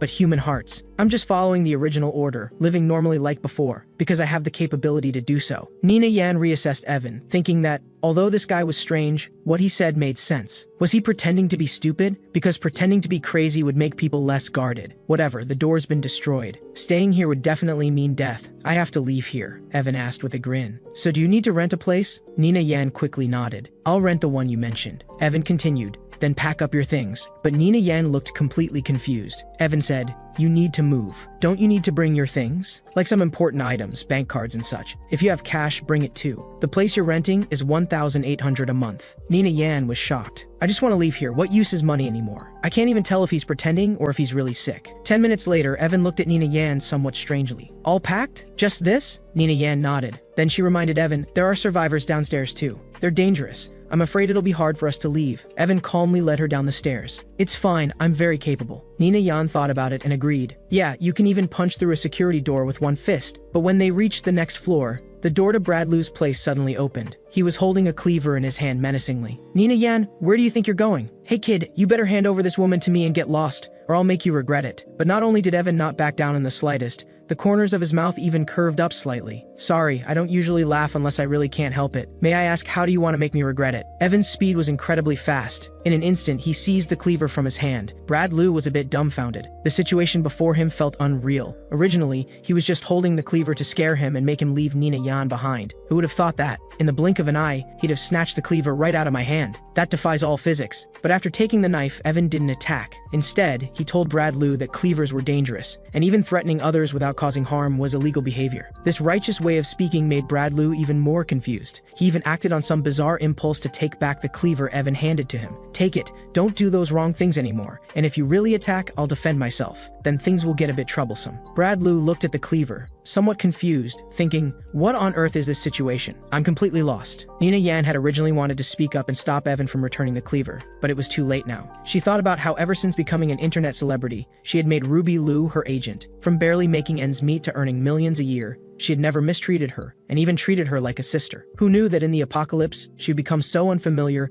and even want to help her brother violate her? Evan turned around, wanting to take Nina Yan away from this place. "Let's go!" But Bradley looked at Nina Yan greedily and shouted for the two ahead to stop. Evan glanced at Bradley from the corner of his eye and asked coldly, "Is there something else?" Bradley gripped the cleaver and walked forward a few steps. "I've had my eye on this little thing for too long. Wanted a taste of her." The thought burned in his mind. She's not getting away clean. Not a chance in hell. You're taking her away because you want her body too, right? Evan felt the other person was insulting his character. "Watch your language." Bradley looked at Nina Yan with a lewd gaze. "You better think this through. If you stay here, it's just me, one man. But if you leave with him, who knows how many there'll be. Maybe a few, maybe dozens. Fat ones, short ones, ugly ones, taking turns making your life a living hell. Can you imagine these scenes? It's the apocalypse now, with no law, no morality. No one will treat you like a human. Staying is your best choice, because you only need to deal with me alone." These filthy words kept assaulting Nina Yan's mind. "Bradley, stop dreaming. I'd rather die than stay." After being rejected, Bradley's eyes became crazed and vicious. He thought it was all that man's fault.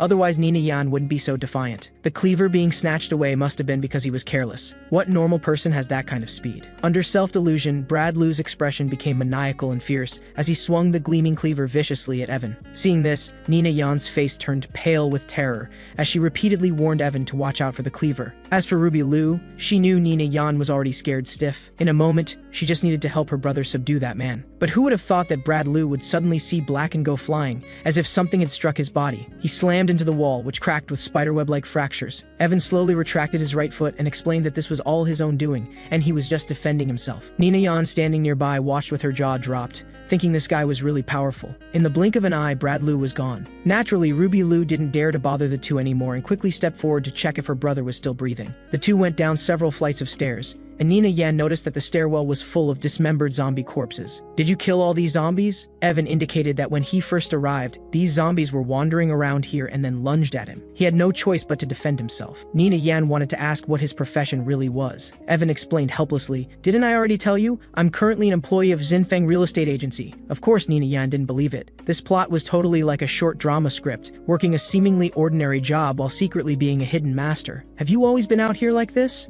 Evan replied, "Yes. With the apocalypse here, many things have become inconvenient. I need to make money to support myself. Don't just see me as an agent. I'm actually also a security guard. I usually maintain order in the community, and Elder Wang in our community even pays me a salary for it." Nina Yan obtained another key piece of information. "You said you're a security guard. You don't also have some part-time job like food delivery, do you?" Evan shook his head to indicate no, though occasionally he would run errands for survivors to earn some extra money. Nina Yan was very satisfied with the information she got. "It all matches up. Real estate agent, security guard, errand runner, these are all totally the cover jobs of a big boss. I've accidentally latched onto a powerful person. I'm so lucky." Thinking of this, she couldn't help but laugh heartily. But Evan looked at Nina Yan with a strange expression. What a shame, such a nice girl. Why does she have to be a fool? Evan brought a beautiful internet celebrity home for the first time. He was immediately misunderstood by Elder Wang in the community, who thought he brought a woman back for some intimate interaction. He even kindly reminded him to interact more while young. Otherwise, when he's old, the scene would look like this. "How about it, girl? Give this grandpa a shot. I've still got some life in me. You've got one foot in the grave. That's not gonna work, but I have welfare benefits." After imagining this, Evan immediately shuddered. "Elder Wang, what on earth are you talking about?" At this moment, Lily May brought the food to the table and loudly called for Evan and the others to come eat quickly. Then Evan introduced Lily May to Nina Yan. "This is Sister Lily May, an excellent cook. This is her daughter Sophia." The moment Sophia saw Nina Yan, she thought she was beautiful. "Uncle Evan will definitely like you very much." Nina Yan didn't explain anything but patted Sophia's head and praised her for being such a cute child. Then, Evan introduced Henry Chen and his daughter Emma. Brother Chen is an internet repair expert. the really capable kind. These 4 elders are Walter Wang and Howard Zhou, and Lillian and Grace Su. They're all super capable seniors. After introducing everyone, Evan brought Nina Yan to the table to eat. Nina Yan hadn't eaten such delicious home-cooked food in a long time. "Sister Lily, your cooking is so good." Lily May smiled and said, "If you like it, eat more. Many things are hard to find in the apocalypse, but the food we're eating now, I think it's quite good for the apocalypse." Nina Yan hadn't expected there would be such a happy and warm place in the apocalypse. "It seems I made the right bet. Perhaps this is heaven blessing me to meet Evan." At this moment, Walter Wang said, "Young lady, how did you manage water resources where you lived before? Don't misunderstand. As a veteran, I know well that in harsh environments, water is the most important thing. I'm just curious." Nina Yan answered the old man truthfully, "Tap water is drinkable. I was also afraid before that if zombies fell into the water plant, would it contaminate the water supply? But later I was so thirsty I drank the tap water, and it turned out there was no problem at all." Henry Chen was both surprised and pleased. "We still haven't dared to use tap water. We've been relying entirely on the bottled water brother Evan brings back. I didn't expect the water plant's water to be clean. If zombies contaminate the water source, but humans won't get infected, that's good news for us survivors." But Elder Wang's considerations weren't just these. "As far as I know, the water plant pumps water from the river and needs to go through various processing procedures. Otherwise, the water delivered to every household would be murky sewage. But now the water coming from the tap is clear. I suspect there are still survivors at the water plant. Someone has been processing the water, which is why the tap water is still clean." Howard Zhou nodded. "It seems there really are survivors at the water plant providing us with clean water. Such a person shouldn't just stay there. I'm afraid one day when the food runs out, they'll die there." Evan was eating his rice quite happily. "I'll go check it out later. I know where the water plant is." Nina Yan, being new and not understanding the situation, asked, "But won't you be in danger?" Evan continued eating his rice and said, "There's no danger. Even if there is danger, I have to go check. I don't understand how it operates there, but the relationship between water and us is very important. That survivor can still maintain the water supply in dangerous times. Such a person shouldn't always stay in danger. At least let him eat some fragrant rice." After finishing his meal, Evan prepared to set off. "Alright, I'll go check out the water plant now. Do you guys need me to bring anything? I'll run errands for you. Same rules, 100% yuan errand fee." Upon hearing this, everyone stood up to ask Evan to bring back some supplies, and in the blink of an eye they surrounded him. Nina Yan asked Elder Wang with a puzzled look, "Is Evan a super soldier?" Elder Wang didn't respond, thinking that this kind of question should be something you figure out yourself. The scene shifted to Huang City's water plant. A bald man sat in the plant's management office sighing repeatedly. His mental state seemed to have reached its limit. Having to eat, drink, and relieve himself all in here had already made the environment inside quite terrible. "Buddy, I think I might not be able to hold on much longer. My mental state isn't good. Looking at the closed door, I always feel like it's glowing, as if opening it would reveal the light outside. I'm just an ordinary person. I can't hold on anymore. I really want to crawl away through the source water pipeline. It's far from the city, there definitely won't be any zombies. But if I leave, what will happen to the survivors in the city? Won't they lose their water source for survival? Do you think I should continue to hold on here?" The little dog barked twice, giving him an affirmative answer. The man tied a phone to Buddy, having it lure all the nearby zombies away. Because the man had to regularly check the water plant's equipment, otherwise the city's water supply would stop, and survivors would fall into a desperate situation. Even Buddy was working so hard to help humanity. As a human himself, he couldn't give up easily. On the other side, Buddy was using its small body to flee through the narrow areas of the water plant. At first it was still calm and at ease, but the speed of one of the zombies had greatly increased. Each step it took stirred up gusts of wind. In the blink of an eye, it had already cornered Buddy into a dead end. But at this critical moment, Evan happened to ride by on his bicycle and spotted a particularly strange zombie. But regardless of whether it was human or zombie, he habitually greeted it. The zombie spotted Evan and immediately shifted its focus, dismissing the scrawny dog that was barely an appetizer. The zombie moved its limbs rapidly and lunged at Evan, while Evan prepared to draw his sword. The next moment, sword light flashed, and a powerful gale swept through. The zombie was instantly sliced open. Even the crystal inside its body was split by the sword. Evan Forrest swung Frostmourne, shaking the black slime onto the ground. "I told you not to attack me randomly. That's a very dangerous thing to do, okay?" After the dog was rescued, it came before Evan and knelt down, wagging its tail to act cute and show goodwill. Evan petted the dog's head. "What an adorable dog. Can you take me to find the survivors here?" The dog seemed to understand Evan's words and led him all the way to find its owner, wagging its tail. The ordinary zombies wandering along the road were naturally cleaned up by Evan along the way. Evan looked at the dog with growing affection. This was truly a smart dog. Soon the dog led Evan back to its hiding place with its owner, but the place was empty. Clearly the owner had encountered danger and hadn't returned yet. Evan noticed the dog's distress and petted its head again, letting it lead the way. Meanwhile, in the chlorination room of the water plant, Keith sat dejectedly in the corner. "Damn, what bad luck. The equipment wasn't even fully inspected before the zombies discovered me. I wonder how the dog is doing now. There were still zombies outside. Going out now would be very dangerous. But if I didn't return to the room, when Buddy went back, there'd be no one to open the door for it. It would definitely die outside." but just as he was in despair, the dog's barking came from outside. Keith opened his mouth, his breathing gradually becoming rapid. He thought his hallucinations had reached this severe level. Then he heard human voices. Keith couldn't believe there were humans outside. He told himself he absolutely couldn't go open the door, but Evan outside asked several times and found no response, so he directly broke through the iron door. "Hello, my name is Evan Forrest. I'm the security guard, real estate agent, and errand runner for Sunshine Community. I'm a good person. I mean, no harm coming here. I'm just looking for survivors." Keith couldn't help but shed tears upon seeing a human, but at this moment he still believed it was all a hallucination. How could anyone come here? And even if someone came, how could it possibly be a security guard? It was definitely a hallucination. I'm done for. The zombies must have broken in, and I'm still trapped in hallucinations. But Evan patted Keith's shoulder, giving him a real sensation. "Don't be afraid. I've come to get you. You're safe now." These few short words caused an unimaginable impact on Keith's spirit. He collapsed into Evan's chest, crying hysterically. "You came. Someone finally came. I thought the world had forgotten me." Evan smiled softly. "Those who gather wood for the communal fire should not be left to freeze in the snow. You are this city's hero. I'm sorry I'm late." After Evan rescued Keith Wang from the water plant, he brought him back to Sunshine Community and served him a bowl of fragrant white rice. Emma beside him was startled by his ravenous eating. "Sophia, hasn't this uncle eaten before?" Sophia replied, "Emma, I feel like this uncle must be the reincarnation of white rice, which is why he loves white rice so much." Evan found it strange to hear Emma call Sophia's sister. "Sophia, Emma is older than you. Why does she call you sister?" Sophia replied with a smug grin. "I've got her wrapped around my finger this whole time. It's only right she calls me sis. Now, don't you think?" Buddy, squatting beside Keith, looked confused,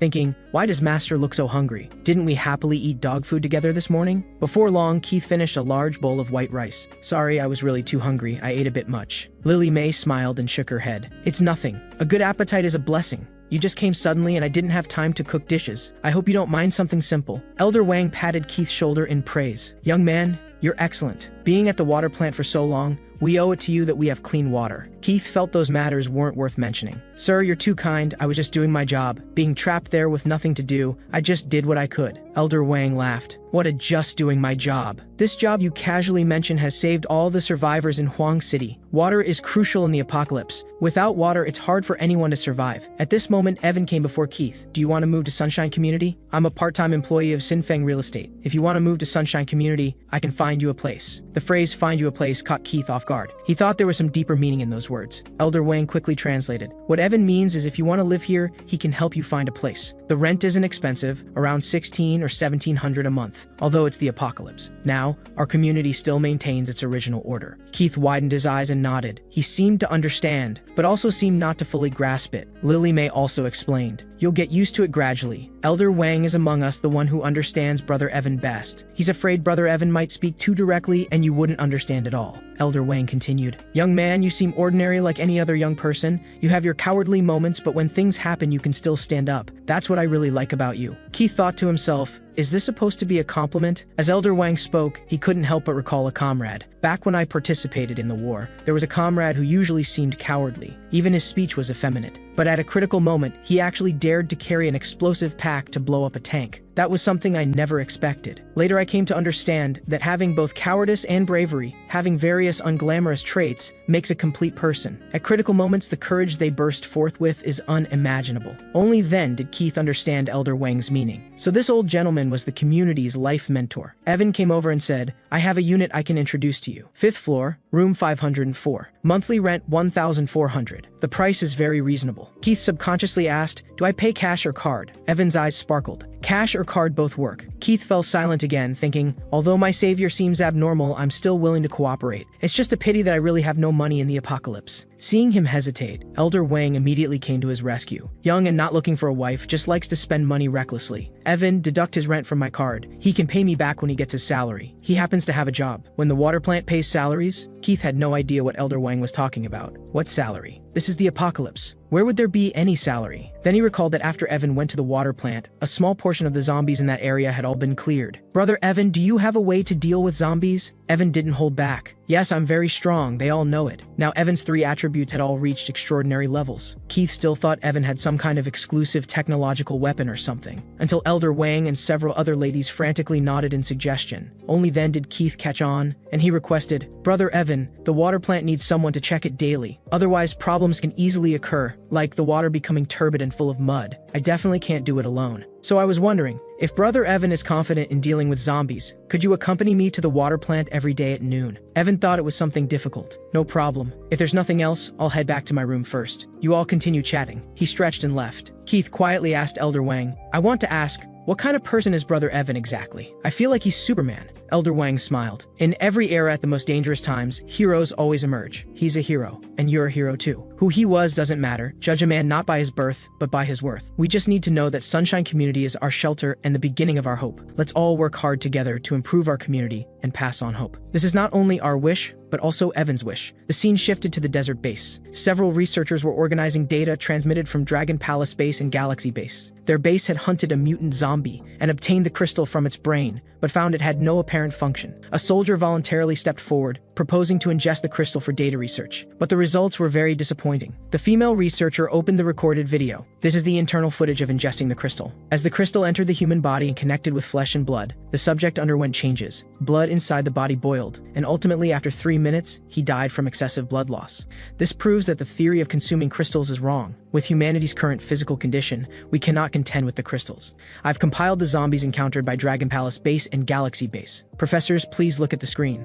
This zombie has been classified as a strength-type zombie with extremely powerful explosive force. According to tests by Galaxy Base, strength-type zombies can easily flip a 2-ton car. Their muscle density is extremely high. Ordinary bullets can only damage surface tissue and cannot cause significant harm to strength-type zombies. This is a speed-type zombie, skilled at rapid climbing with robust limbs and agile running. Its top speed reaches 150 kilometers per hour, faster than even the cheetah, the land animal speed champion. Even more terrifying is that this zombie's maximum running speed doesn't slow down due to stamina or organ limitations. Once you encounter this type of zombie, there's basically no chance of survival. This is a shrieking type zombie that can emit 120 decibel screams, causing pain, dizziness, nausea, and other symptoms in people. Its transmission range is wider than we imagined and can attract surrounding zombies. According to intelligence, this zombie type was discovered a few days ago. Initially, it could only emit 100% decibel sounds, but increased by 20 decibels in just a few days. At this rate, reaching 160 decibels isn't far off. Once that decibel level is reached, it can rupture human eardrums. This type of zombie is even more dangerous than the previous two, an old professor said in shock. Under these circumstances, we haven't found a way to deal with zombies, yet all sorts of strange zombie forms are appearing. Do we humans really have hope? How long can those living survivors hold out? Gabriel was a third-class sergeant who had served in the military for 9 years. But just a few days into his home visit, he encountered the so-called zombie apocalypse. Their current team consisted of 4 women and 2 men. Among them was a married couple, and the wife was pregnant and about to give birth. The man asked Gabriel how the situation was outside. Gabriel looked down and pondered, indicating that large numbers of zombies were wandering outside. The situation wasn't optimistic. How's your wife doing now? Still having bad stomach pains? The man answered,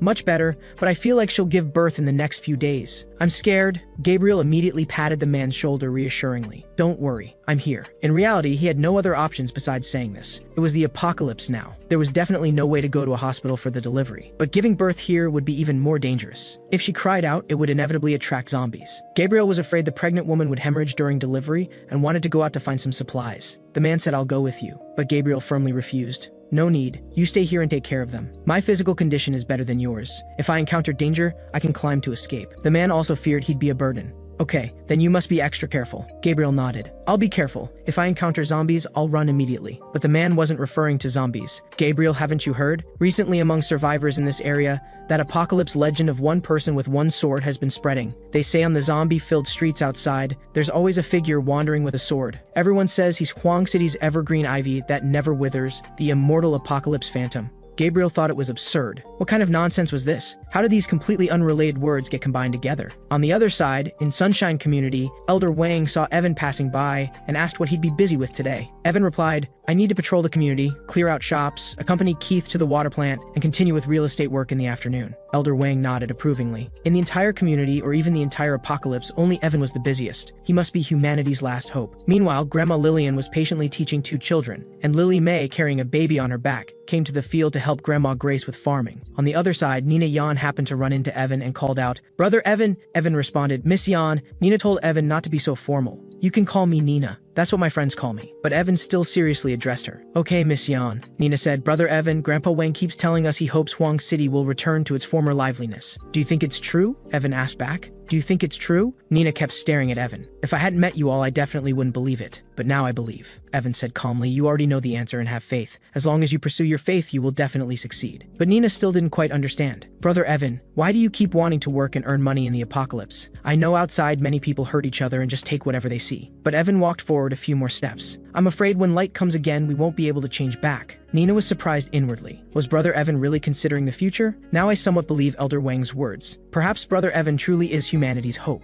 Then she quickly caught up, asking Evan with a smile, Do you have a girlfriend? Evan answered crisply, No. Nina, blushing, continued to ask, I don't have a boyfriend either. Haven't you thought about getting a girlfriend? Evan answered just as decisively, Don't need one. These 3 words were a huge blow to Nina, who had top-tier looks and figure. Did I just get rejected? Unwilling to give up, she caught up and asked why. Evan said, Because I'm still young. Alright, I won't talk to you anymore. I need to go clear nearby zombies. As long as I keep working hard, I can definitely clear all the surrounding shops, then expand business to neighboring areas. Huang City will definitely be clean. Nina thought about it and felt it was impossible she was rejected. I understand now. Brother Evan wasn't giving me a flat-out rejection, he was reminding me. With the apocalypse still raging, how can one speak of home? My perspective was too narrow. To think he carries such a grand vision in his heart. Time came to the afternoon. Evan walked on the street as usual. That cake influencer Chloe Sue saw him again. Who is this person? Why isn't he afraid of zombies? Could there be some way to avoid zombies? And Evan also noticed that beautiful woman observing him. He wondered if she had recovered. Mental issues are very difficult to treat with medication. They often require self-adjustment. Whatever, I should go clear the zombies in nearby shops first. Seeing Evan draw his sword, she panicked immediately. Oh no, oh no. Has he finally been unable to resist his inner desires and is preparing to make a move on me? But after drawing his sword, Evan suddenly remembered something. Oh right, I almost forgot something. I promise to give you a smile every day. I hope you can be moved by my smile and recover soon. But this smile appeared sleazy and perverted in Chloe's eyes. Here it comes again. He's staring straight at me. That smile is lewd and twisted. He really does have ill intentions toward me. To prepare the medications needed for the pregnant woman's delivery, Gabriel risked his life to infiltrate the pharmacy to find medicine. But while searching for medicine, he heard rustling sounds. Although Gabriel had served in the military for 9 years and had much better stamina than ordinary people, barehanded he had no confidence he could kill a zombie. If he made a bigger commotion, he'd definitely meet his end here. To be safe, he chose to retreat quickly. Sure enough, a female zombie in a white coat soon emerged from the pharmacy's break room. Gabriel had already rushed out of the pharmacy thinking, when they haven't seen prey, zombies that appear are all sluggish. I'm not one of those idiots in movies who wait until the zombie discovers them and triggers its ferocity before thinking to run. Running just 1 second more than the zombie might rewrite one's fate. The white-coated zombie just glanced at the door and didn't discover that a human had been there. On the other side, Evan also arrived nearby to clear the streets. With one sword swing, various limbs and heads flew into the air. He shook off the blood on Frostmourne and discovered the blade seemed much sharper than before, with a mysterious luster. But just then, waves of low roars came, mixed with crashing sounds. Evan followed the sounds, but the scene before him surprised him somewhat. A group of zombies surrounded a bus. On the roof stood a buzz-cut man holding a wooden stick, constantly fighting off zombies climbing onto the roof. Gabriel knew his fate was sealed, but still couldn't help complaining. What bad luck. I just ran out of the pharmacy and encountered a zombie horde wandering the streets. But at this moment, Evan suddenly spoke up. Hello, are you in trouble? Gabriel froze. This person seemed to have a special quality about him, not wealth or power, but something like the bearing of a soldier serving the people. This quality definitely couldn't be cultivated by just serving a year or two. It was the capable and confident bearing of someone who'd served for many years. I can sense this person is very strong. Maybe he can save me. No, at a time like this, I'm still thinking unrealistic thoughts. I can't implicate him because of me. Thinking this, Gabriel shouted loudly, Go! Leave quickly! Don't worry about me, save yourself. But Evan instead walked toward Gabriel and responded, Hello, do you need help? Gabriel was completely dumbfounded by his actions. Not only was the other person not scared weak in the knees by the zombies, but he even made noise to attract the horde's attention. Damn it! Why won't he listen? I clearly warned him already. If he'd run just now, he absolutely could have escaped. As long as he didn't make noise, he wouldn't attract zombies at all. Evan still acted crazy, talking to the zombies. What you're doing puts people in a difficult position. Committing violence in public is very excessive. See this Frostmourne? It's not a sword that enjoys cutting you, but a sword of self-defense. Whether the zombie couldn't stand listening anymore, it opened its gaping mouth, wanting to bite this lunatic to death. Gabriel's eyes widened, his face full of regret. He's going to die along with me. But the next second, Evan's hand rose and sword fell, severing the zombie's head. The obese body instantly lost all movement. Then Evan followed with a kick that sent the headless corpse flying over 10 meters, dragging a long mark on the ground. At this moment, Gabriel's jaw literally hit the floor. Even the strongest guy in their unit couldn't kick a 170-pound fat person that far. If it really happened, it could only happen in a martial arts world. But obviously, this was the real world. Meanwhile, the zombie horde stopped pounding on the bus and changed direction, lunging toward Evan. The number wasn't huge, but there were still 20 or 30 of them. With each of Evan's swings, one could hear sonic booms from the blade colliding with air, a manifestation of slashing speed reaching its extreme. A moment later, Evan looked at the corpses covering the ground helplessly. The ground is dirty again. This is what I least want to see. The sanitation workers have such a hard job cleaning. Gabriel was completely floored. This guy's on another level, he thought. Is he even human? Wait a minute. One person, one sword, and wandering the streets alone. Could you be Huang City's evergreen ivy that never withers,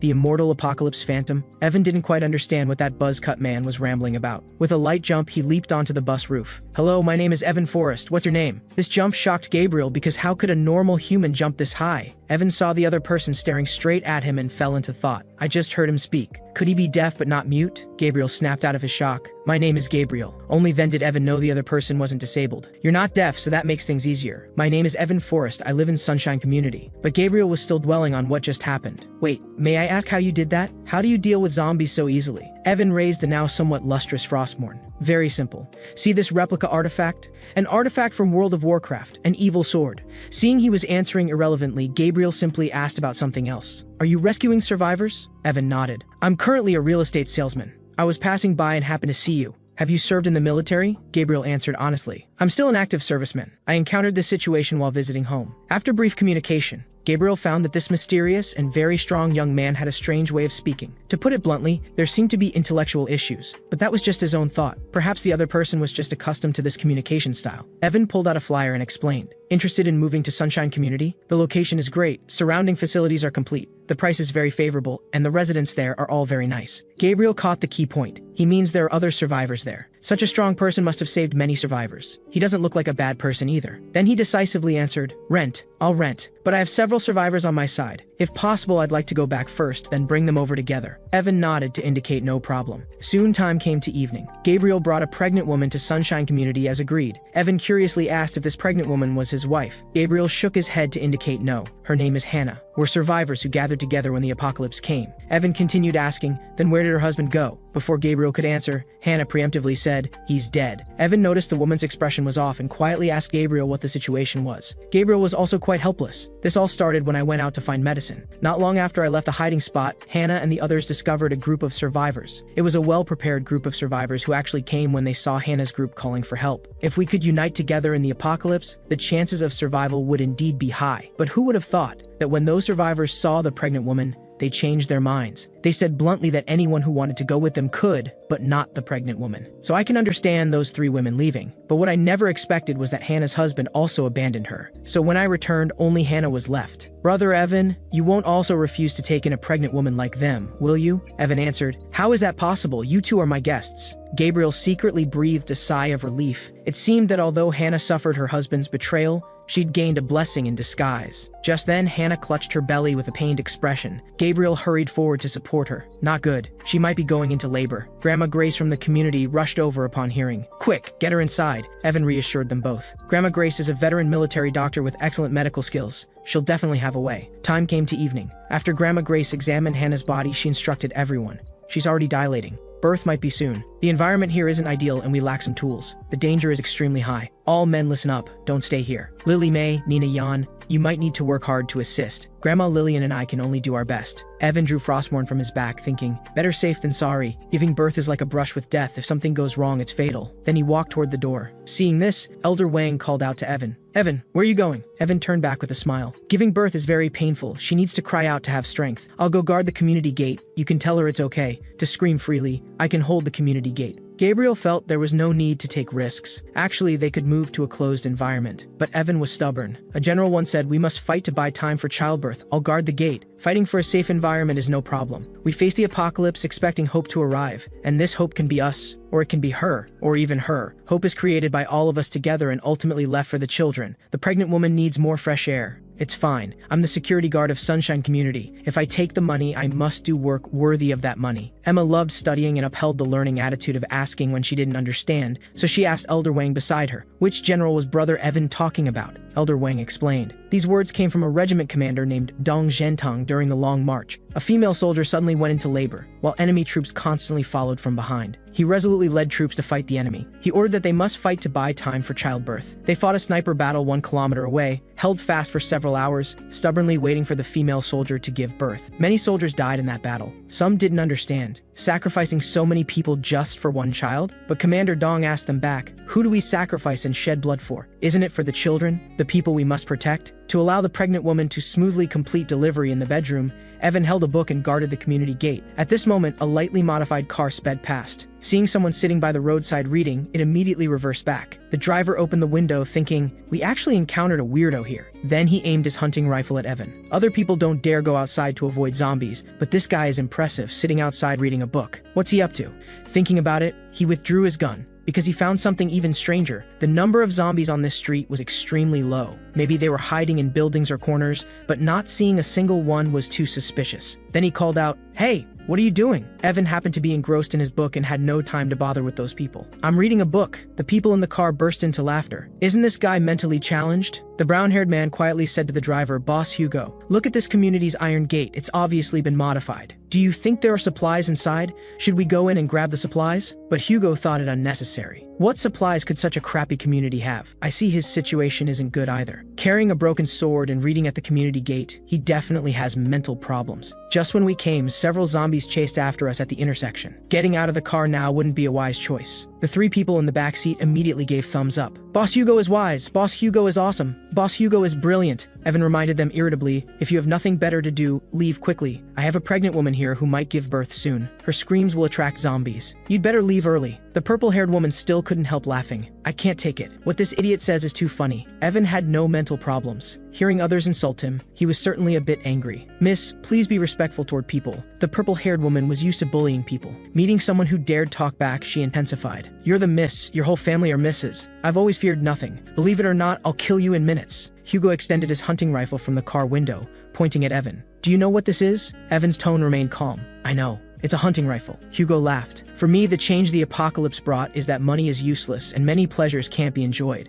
But in the apocalypse situation, I can enjoy pleasures I couldn't before, doing whatever I want, acting with complete freedom. Now I can treat people like prey and toy with them. When I've had my fun, I shoot and blow their heads off, watching their heads explode like watermelons. That feeling is incredible. Do you believe I can blow your head off with one shot? But Evan seriously educated him on the law. Illegally possessing and hiding firearms or ammunition is against the law. I consider your current situation quite serious. I hope you'll see reason and turn yourself around. Hugo was encountering this type of abnormal human for the first time. His accomplices in the backseat were both confused and shocked. Hugo uncertainly asked the brown-haired man what he said. The brown-haired man answered. He said, Boss Hugo, your possession of a gun is illegal. Hugo pretended to be shocked and asked his backseat accomplices, do I, your boss Hugo, break the law? The gray-haired man laughed. Our boss Hugo, not to mention possessing a gun. Even if you shot and blew his head off, no one would dare say it's illegal. Evan shook his head, expressing regret. You are truly too insane, not holding any ideal state for the apocalypse. As evil arrived, you didn't resist it but went with the flow, growing stronger alongside evil, adding more despair to an already desperate apocalypse. I deeply regret this. How could Hugo tolerate being lectured? You're looking down on me. Now kneel down, hold your ears, and say to me, I'm so scared. Please, boss Hugo, don't shoot, and I'll... But before Hugo could finish speaking, he felt his hands suddenly empty. The shotgun had vanished into thin air. The next moment, he saw the shotgun in that lunatic's hands. Hugo's jaw dropped as if he'd seen a ghost. Panicked, he slammed his foot on the gas pedal. The armored vehicle zoomed away with a whoosh. The people in the back asked Hugo why they were leaving. Hugo said the gun was in the other guy's hands. What if he fired it? The purple-haired woman was confused. We have bulletproof glass. Hugo flew into a rage. Shut up! The brown-haired man beside her intervened. Hugo has his own reasons. What do you know? Right then, Hugo could think about was paying the kid back. You're dead, punk. Just wait. Today I lost face, but I swear I'll get every bit of respect back with interest. After some time had passed, the cries of a woman in labor finally rang out. In an instant, a few zombies stumbled and appeared at the entrance of the residential complex. Henry and Keith stood on the balcony and saw the zombies. Elder Wang, can Evan really hold out? In this situation, the sound source will be the main attraction for zombies. One wave will trigger another. I'm afraid it'll bring a zombie flood. Elder Wang told them not to doubt Evan. Listen, we must believe in Evan's abilities. He saved all of us. If even we doubt him, who else can believe? At that moment, Sophia and Emma immediately raised their hands. Grandpa, I believe in Uncle. I believe in Uncle too. Elder Wang felt comforted. Such obedient and sensible good children. After this is over, Grandpa will have Evan get you some more test papers. Tears welled up in Sophia's eyes as she complained inwardly, "This is torture!" Hannah couldn't help but cry out in pain during labor. In the silent city, it sounded particularly loud. The zombies in the residential complex across the street discovered the source of the sound and jumped down from their buildings. Even with limbs shattered and mangled, the zombies hurtled themselves toward the sound in a frenzied charge. Evan swung Frostmourne in his hand, vowing to use this evil sword to defend humanity's future. The people standing upstairs gripped the balcony edge tightly and saw zombies from farther down both sides of the street running wildly. Gabriel asked Elder Wang if he was also worried. Elder Wang said, "Of course I'm worried. That would be a lie. But right now, Evan is our only hope, and Huang City's only hope. Now in the apocalypse, human nature is dark, and morality has collapsed. To rebuild Huang City and restore order with just our hope is nothing but a pipe dream. But in him, I see hope. I see the future." Gabriel wanted to go down and help, but Elder Wang believed that would only hold Evan back. When firepower reaches a certain level of coverage, momentary passion is just an impulse. What you think is help becomes a burden. Gabriel thought it over carefully and felt the chief was right. If he rashly went down to help, not only would it have minimal effect, but Evan would also have to be distracted protecting him. It would indeed be holding him back. At that moment, Keith saw a strange zombie standing on the rooftop across the street. "Look, what is that zombie doing?" All the other zombies were running toward them like mad dogs, yet that strange zombie was observing from the rooftop. Keith said he'd never seen a zombie with such bizarre behavior. It was as if it were alive, thinking about something. The next moment, a piercing shriek erupted from the zombie's mouth, sweeping over them like an overwhelming tidal wave. Everyone was jolted by this sudden sound wave. Even covering their ears, they all showed expressions of pain. The sound also caught Grandma Grace and the others off guard. The water basin crashed to the ground with a clang, spilling water everywhere. Nina Yan told everyone to wet cotton and stuff it in their ears. After saying this, she rushed out the door in a hurry. Gabriel had undergone high-intensity training and quickly recovered from the brief pain. "Chief, are you all right?" On Evan's side, he was also starting to worry. With such a piercing sound wave, how could Hannah, who was in labor, endure it? He looked at the strange zombie standing motionless on the rooftop, thinking he must deal with it as quickly as possible. But then the ground suddenly shook violently, as if from a stampede of horses. It turned out that sound wave was like a signal, capable of summoning zombie hordes from even farther away. Those zombies all ran wildly in the same direction at once, looking like an army that had received orders from above. Chloe Sue, who witnessed this scene, was scared stiff on the spot. She didn't dare make the slightest sound, and even her breathing became cautious. Nearby survivors were also peeking at the scene outside. No one could believe they were witnessing such a terrifying sight, making them lose hope for survival in the apocalypse. The sky gradually darkened, covered by dark clouds. A shadow loomed overhead, adding several degrees of oppression to the atmosphere. The dark mass of zombie army seemed ready to crush everything. For the first time, Evan felt surprised. Isn't this number getting a bit ridiculous? Were they all attracted by that special zombie? At that moment, the residential complex's protective gate was pushed open. Nina Yan grabbed onto Evan's clothes and wouldn't let go, wanting him to retreat behind the door and hide. Evan was somewhat surprised to see Nina Yan. "Shouldn't you be inside helping Grandma Grace and the others with Hannah's delivery?" Nina Yan felt this was a situation humanity couldn't salvage. She worried about Evan and wanted to hold him in these final moments. But Evan pushed her back. "I must hold my ground here. If I retreat, Sunshine Residential Complex will fall quickly, and everyone will suffer. Go back. Hannah and Grandma Grace need your help." Nina Yan retreated behind the gate and asked Evan if he was afraid. Evan said of course he was afraid. "But I won't retreat, and I can't retreat." Frostmourne was a replica artifact from an online game, but Evan had used it to slash zombies until it gleamed, giving him the feeling he was holding a real divine weapon. He speculated inwardly whether slaying zombies along with crushing their crystals was strengthening the weapon. At that moment, the shrieking zombie on the rooftop continued emitting sound waves toward the zombie horde. It was like a command, making the zombie flood attack with more purpose. At this moment, Evan was spread too thin. The zombies came in relentless waves, a tide that showed no sign of stopping. Soon, the zombie horde once again surrounded the entrance of the residential complex, pushing madly toward Evan. Keith saw the densely packed zombie army from upstairs and couldn't help trembling. "Is this hell?" Henry hugged the two children inside. These children clearly had a bright future, living in the embrace of their homeland, yet now they have to face this. Even Gabriel was shocked by the scene. He had imagined the cruelty of the apocalypse of zombie tides, but seeing it with his own eyes gave him a different feeling. He had also seen a movie about a global zombie war, which had a scene of the walled city of Hope being breached. At the time, he thought if he really encountered such a situation, he might as well end it all. There was no chance of winning anyway. Now a scene comparable to that movie appeared before his eyes. Is there really still hope? At that moment, Elder Wang, in his usual way, encouraged everyone. This old man has seen all kinds of scenes. Back when the nation was broken, how many innocent civilians were cruelly killed by the enemy? For them, it was like the end of the world. But even so, they still remained hopeful. Look at Evan. He's still holding his ground. He's still protecting our Sunshine Residential Complex for hope, while you're here sighing and saying these discouraging words. If Evan heard this, what would he think? How would he see it? You know what they say, in for a penny, in for a pound. It's just one life. YOLO. Hearing this, a fire was lit under Gabriel's resolve. Henry also pulled himself together. Sure enough, when Evan isn't around, Elder Wang is like the backbone of Sunshine Residential Complex. In reality, Elder Wang was also panicking. But from his experience, no matter how panicked he was, he couldn't show it. Otherwise, it would affect everyone's morale. If Evan lost this battle, Sunshine Residential Complex would cease to exist. Although Evan swung Frostmourne in his hand at extreme speed, the number of zombies continued to increase without decrease. He still couldn't avoid some zombies surging forward and sneaking attacks, reaching his feet. Even though Evan could crush their heads with one stomp, the current number of zombies still gave him a chilling feeling. How many living people are left in all of Huang City who haven't turned into zombies? Just as Evan continued slaying zombies to expand his range of movement, Gabriel climbed to the outer wall of the second floor and shouted loudly, "Evan, that shrieking zombie over there is the culprit. These zombies were probably all summoned by it. Maybe you can try to kill it, it might reduce the number of zombies here," Evan answered while slashing. "I got it, get back inside the house and hide, quickly." Gabriel didn't want to distract Evan and quickly left. "This is all I can do now. The rest is up to you." Evan had just finished killing a wave of the zombie tide when, sure enough, he immediately heard the sound wave emitted by that shrieking zombie again. Then he swung Frostmourne in his hand with wide, sweeping strikes, cutting the surrounding zombies in half at the waist.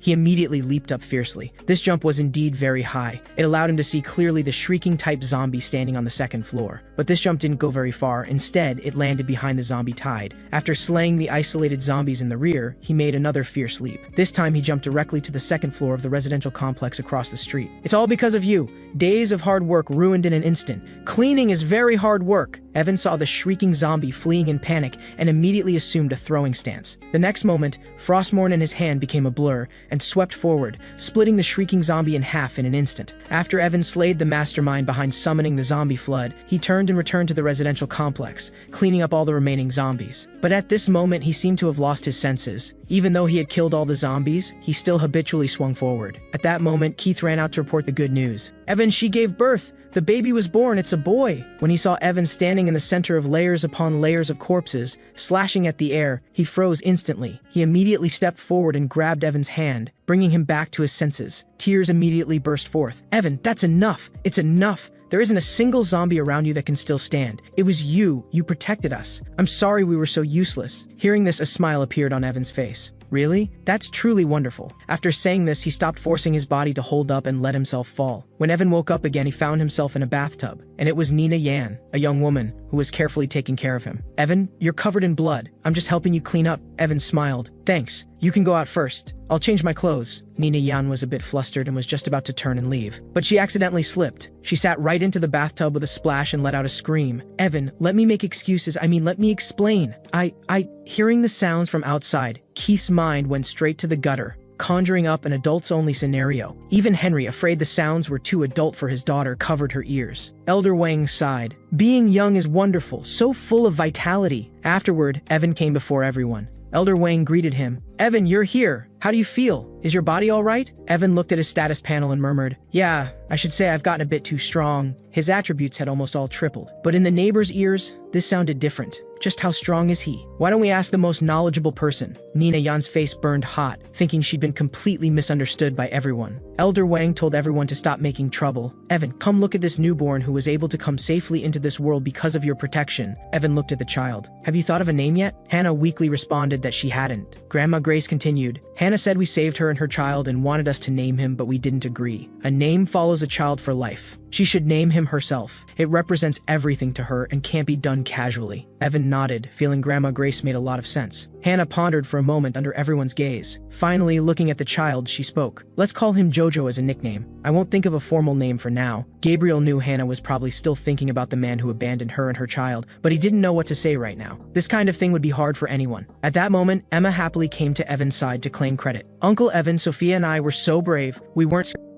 Grandpa Wang even said he'd give me a set of test papers. I especially love studying." Sophia, who didn't love studying, had a bad feeling beside her. "Oh no, the thing I fear most might still happen." Sure enough, Evan patted Emma's head in praise. "If Grandpa Wang is rewarding you with test papers, then Uncle can't fall behind. I'll get you and Sophia 2 sets of test papers each as a reward." Emma, who loved studying, was very happy and came before Sophia with a smile. "Sophia, Uncle is also rewarding us. Aren't you happy?" Only Sophia groaned inwardly. "I don't want this. How I miss my old life. I studied before too, but it wasn't this intense. Emma is way too competitive. Noticing something was off with Sophia's expression, Emma asked, "Sophia, what's wrong? Are you upset?" Sophia, her face a perfect mask of agony, replied, "Emma, I have the sudden urge to burst into song for you right now. Listen, I want to say thank you for lighting up my whole year through." Elder Wang laughed. "Look how excited she is. Such a good child who loves studying." Evan also smiled and nodded. "Yeah, she's crying with joy. Looks like I'll have to give them more test papers in the future." After Hannah successfully gave birth to a baby boy, everyone returned to their previous lives. On Evan's side, after resting for a day, his stamina had fully recovered. As soon as he went downstairs, he saw the two old men exercising. "Evan, you're still looking spirited and handsome today." Evan was a bit embarrassed by their praise. "It's okay, gentlemen. I need to go to work now." Then he ran into Gabriel, who was looking at the residential complex wall, which wasn't very high. He planned to put some wire on top to effectively prevent unfamiliar survivors from climbing over. Evan knew he was an active duty soldier. Professional work should definitely be left to professionals. The complex will definitely be safer with your help. I'll get to work now. Gabriel also roughly understood Evan's situation. "Last night, the chief and I talked late into the night. At first it sounded strange, but thinking about it carefully, it's not without reason. Living in the apocalypse while still following the previous way of life and maintaining moral beliefs, perhaps this is the most crucial thing for rebuilding human civilization when the time comes." Then Evan opened the entrance to the residential complex. The stench of rotting flesh hit him head on. "I need to deal with these corpses as quickly as possible. Otherwise, the complex will soon become uninhabitable. But if others go outside and encounter zombies, they'll be in danger. Looks like I'll have to do this alone." Evan worked from morning until evening, throwing all the zombie corpses into the nearby large landfill. After finishing this last batch, he could finally go home and rest. But just as he was pushing the trash bin on the road, he ran into that vehicle that had passed through the complex before.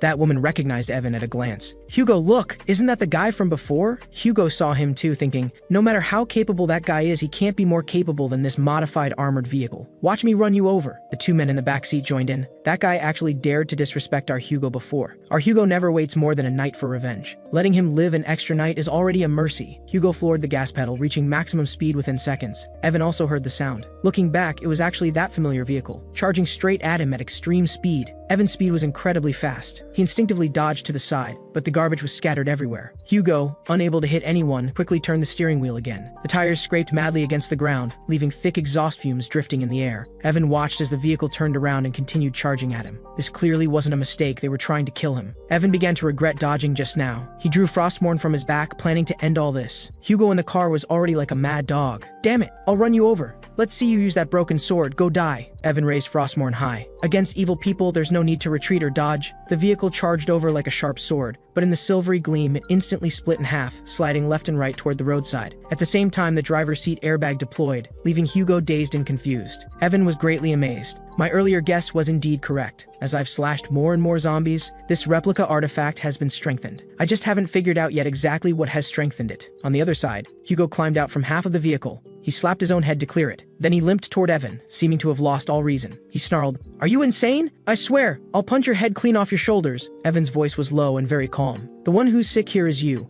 I have no grudge against you. Why do you want to harm me?" Hugo roared angrily. "Damn it. Do I need a reason to mess with you? What the hell did you do? No one can possibly do this to a car. What dirty trick did you use?" From the other side of the vehicle, a few more people crawled out. "Hugo, what the hell happened?" Hugo's anger had nowhere to go. "You're asking me? Who the hell am I supposed to ask?" Evan sighed quietly. Every other word has a curse in it. His quality is worrisome. I wonder if he ever went to school. It's fine to say it occasionally when excited, but this guy has at least one curse in every sentence. That's quite terrifying. Alright, when you do wrong, you must accept punishment. Come with me to the police station obediently. Don't think about resisting, or the only ones who'll suffer are yourselves. Hugo's emotions became even more agitated. "Screw you!" The woman behind him pulled at him. "Hugo, that guy isn't even human. Please don't provoke him anymore." But Hugo shook off the woman's hand. "Damn it, you stupid woman, get lost. I'll put you down if it's the last thing I do." With that, Hugo swung a fist straight at Evan. But this punch was very weak. His body, hollowed out by vice, couldn't even knock down a zombie, let alone the nearly invincible Evan. Evan simply performed a light shoulder throw and slammed Hugo to the ground. "Kill me? Where exactly do you get this confidence?" In the end, they were beaten up by Evan, tied up and thrown into the trash bin. Evan planned to send them to the police station to be judged by those enthusiastic zombies, but the group thought he was joking. "It's the apocalypse already, bro. Stop messing with us, okay? I know I was wrong.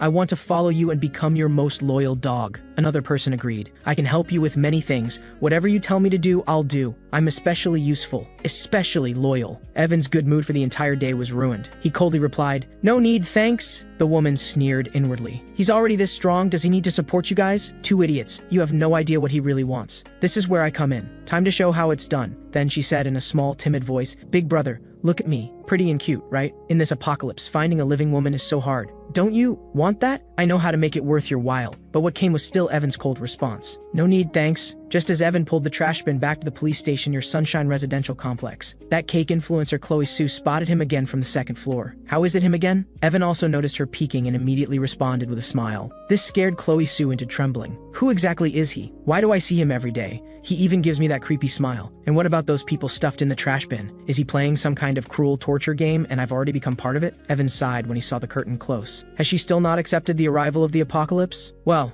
I can understand. When some people's psyche suffers a huge shock, it's hard to recover in a short time. I hope she can recover soon. Soon it was evening, and Evan also brought the group to the entrance of the police station. Some time ago, someone was also sent here by me for education. I think you'll also receive a good education. The woman still hoped Evan would change his mind. "Big brother, what are you trying to do?" Evan pushed the trash bin inside, then turned and left. "Farewell. I hope you use this time to reform yourselves and become better people." This scared the living daylights out of the people inside. The woman also pleaded desperately, "What should we do? I'm scared." The next moment, monster-like roars came from the depths of the hall. Then a group of zombies in police uniforms crawled into the trash bin, competing to bite the fresh flesh before them. The next morning, Gabriel stretched and walked out of the courtyard. "I haven't slept this soundly in so long." Speaking of which, Evan hasn't come back since he left yesterday. He's so capable, he should be fine, right? But as soon as he finished speaking, Evan pushed open the complex gate. "Morning! I actually need to find you for something. As you saw, because of the previous battle, the outside of the complex is full of zombie blood. To wash this area clean, I got a street sweeper back. But now there's a problem. I don't know how to drive, so I might need to trouble you." Gabriel was about to readily agree, but then paused, sensing something off. "You said you don't know how to drive, so how did you get such a big street sweeper back here?" Hearing this, Evan immediately demonstrated again. "Like this." Gabriel broke out in a cold sweat on the spot. You really are Superman, aren't you?" On the other side, on the balcony, Elder Wang saw the street sweeper cleaning and couldn't help but admire. What a hardworking Evan, a fine young person of the new era, gradually bringing the feeling of our former life back to the complex. "But why isn't there any music?" Grandma Grace rolled her eyes. "You improper old fellow," Elder Wang laughed. "I'm just making a casual joke. Of course we can't play music, it would attract zombies." Soon the two of them had cleaned the ground. "Gabriel, this is about done. Keep driving the vehicle farther away. If only our area is this clean, I'm afraid it'll easily attract bad people." Gabriel expressed understanding, then asked Evan with a puzzled expression. "I've always had a question I wanted to ask you. Have you thought about what to do in the future?" Because Elder Wang had once told Gabriel that Evan had very high moral standards and could clearly distinguish right from wrong. Although his behavior in the apocalypse was somewhat strange, if you understood it as if it weren't the apocalypse, you could completely understand him. Although Elder Wang had been so direct, Gabriel was still a bit confused. At this moment, Evan answered, "The future will be the same as before. I used to be an interior designer, had to work late nights and still didn't earn much. Now I have many part-time jobs. Security guard is my main job, plus real estate agent employee, water plant installer, and errands and such. Although busy, it's very fulfilling. Working hard lets you buy things you like." Gabriel continued asking, "It's the apocalypse now. If you encounter something you like, you can just take it and no one will come after you." Actually, this wasn't the answer Gabriel wanted. What he wanted to ask was, with Evan's abilities, what did he want to develop into in the apocalypse? And what level did he ultimately want to reach? But what troubled Evan was another matter. "Gabriel, you're a soldier. Your thinking has a small problem. Taking things you like for free isn't right." Gabriel didn't want to argue with him about this. "Don't overthink it. My thinking is fine. I'm talking about other people's situations in the apocalypse." Evan expressed understanding. "But others are others. I won't do that." Gabriel smiled and nodded. Right, you're absolutely right." But just then, Evan sensed something wrong. "Wait, Gabriel, stop the vehicle. There's a big guy that's not quite right following us." When they drove the vehicle back to the sanitation department, they encountered a mutated zombie. Its physique was massive, about 3 meters tall, and when it ran, it looked like a moving mountain. Evan opened the door and got out of the car, wanting to eliminate that zombie, which caught Gabriel off guard. "Evan, be careful. That zombie is definitely not an ordinary zombie." Evan could naturally tell. Another evolved variant, huh? The types they're evolving into are becoming more and more diverse. The strength-type zombie roared, spreading its arms wide and lunging at Evan, trying to smash him to pieces. However, Evan's figure disappeared in an instant. When he reappeared, he was already above the zombie's head, thrusting his sword into the center of its forehead. But the sword tip only penetrated an inch before encountering some resistance, causing Evan to pause for a moment. However, it was only slight resistance. With a bit more force, he still easily pierced through the zombie's head. The zombie crashed to the ground with a thunderous sound. Strength-type zombie eliminated. Points increased by 3, Meanwhile, at the desert base, they were also encountering an invasion by a strength-type zombie. Wherever this massive zombie went, everything was razed to the ground. Even tanks weighing several tons were easily flipped over. A ground force immediately fell into a hard battle, with countless soldiers being killed instantly by a single punch from the zombie. The base perimeter is under attack by an evolved strength-type zombie. The Type 99 main battle tank has been directly overturned by it. Calling for support! Calling for support! Upon receiving the call from the frontline ground forces, the commander and professor didn't know what to do for a moment. After Evan finished off that zombie, Gabriel hastily got out of the car and called his name. Evan sheathed Frostmourne and calmly told Gabriel not to worry. "I'm here. I'll protect you." Hearing these words, Gabriel was stunned for a moment. Evan looked at him puzzled. "Gabriel, what's wrong?" Gabriel shook his head. "Nothing. It's nothing." In fact, since Gabriel joined the military, no one had told him they would protect him in a long time. However, with Evan's strength, these words were indeed the truth. Soon, evening arrived, and a modified off-road vehicle stopped in front of the mutated zombie's corpse. Several survivors inside fell into deep shock, and 2 of them got out of the car to observe the zombie's corpse up close. The driver, Morris, asked, "Is this the one we encountered?" The man with the hat shook his head and answered, "No. The zombie we encountered had its leg shot by my arrow and should have a wound, but this zombie doesn't." The crew-cut man really wanted to know who killed this zombie. Looking at the zombie, its head was killed in one strike. It doesn't look like it was caused by machinery, it feels like it was pierced by a sharp weapon. The man with the hat shook his head, thinking it was impossible. How could anyone go one-on-one with this thing in hand-to-hand combat? The boss inside, worried that it would be dark soon, immediately told everyone to get in a car and leave, so the 4 of them drove into Sunshine Community along the way. But by this time, it had already gotten dark. Morris noticed that this section of the street was very clean, as if someone had deliberately cleaned it. The man with the hat noticed that the community gate ahead had signs of modification. There should be survivors inside. The boss told them not to worry about it. In this apocalypse, it's hard to tell who's human and who's a demon. It's better to be careful and avoid contact when unnecessary. The crew-cut man agreed. "Didn't we encounter a little boy pretending to be innocent before? Who would have thought he'd suddenly stab me with a dagger?" Fortunately, the boss reacted quickly and kicked the boy away, or I would have been dead. On the other side, in room 704 of Sunshine Community, Nina knocked on Evan's door. At that moment, Evan was cooking in the kitchen. Hearing someone knocking, he picked up a kitchen knife and opened the door. "Nina, what's the matter?" Nina's face turned slightly red, as if she had something difficult to say. "Evan, can I come in to talk?" Evan immediately invited Nina in. "Of course. Come to think of it, you're the second young woman to come to my home." Hearing this, Nina was also surprised. There was actually another young woman who had been to Evan's home? She asked. "Who was the first one?" Evan answered truthfully. "The first one was my neighbor, but I already chopped her to death with a kitchen knife." If it were any other girl hearing such words, she probably would have been scared to tears. Nina said weakly, "Evan,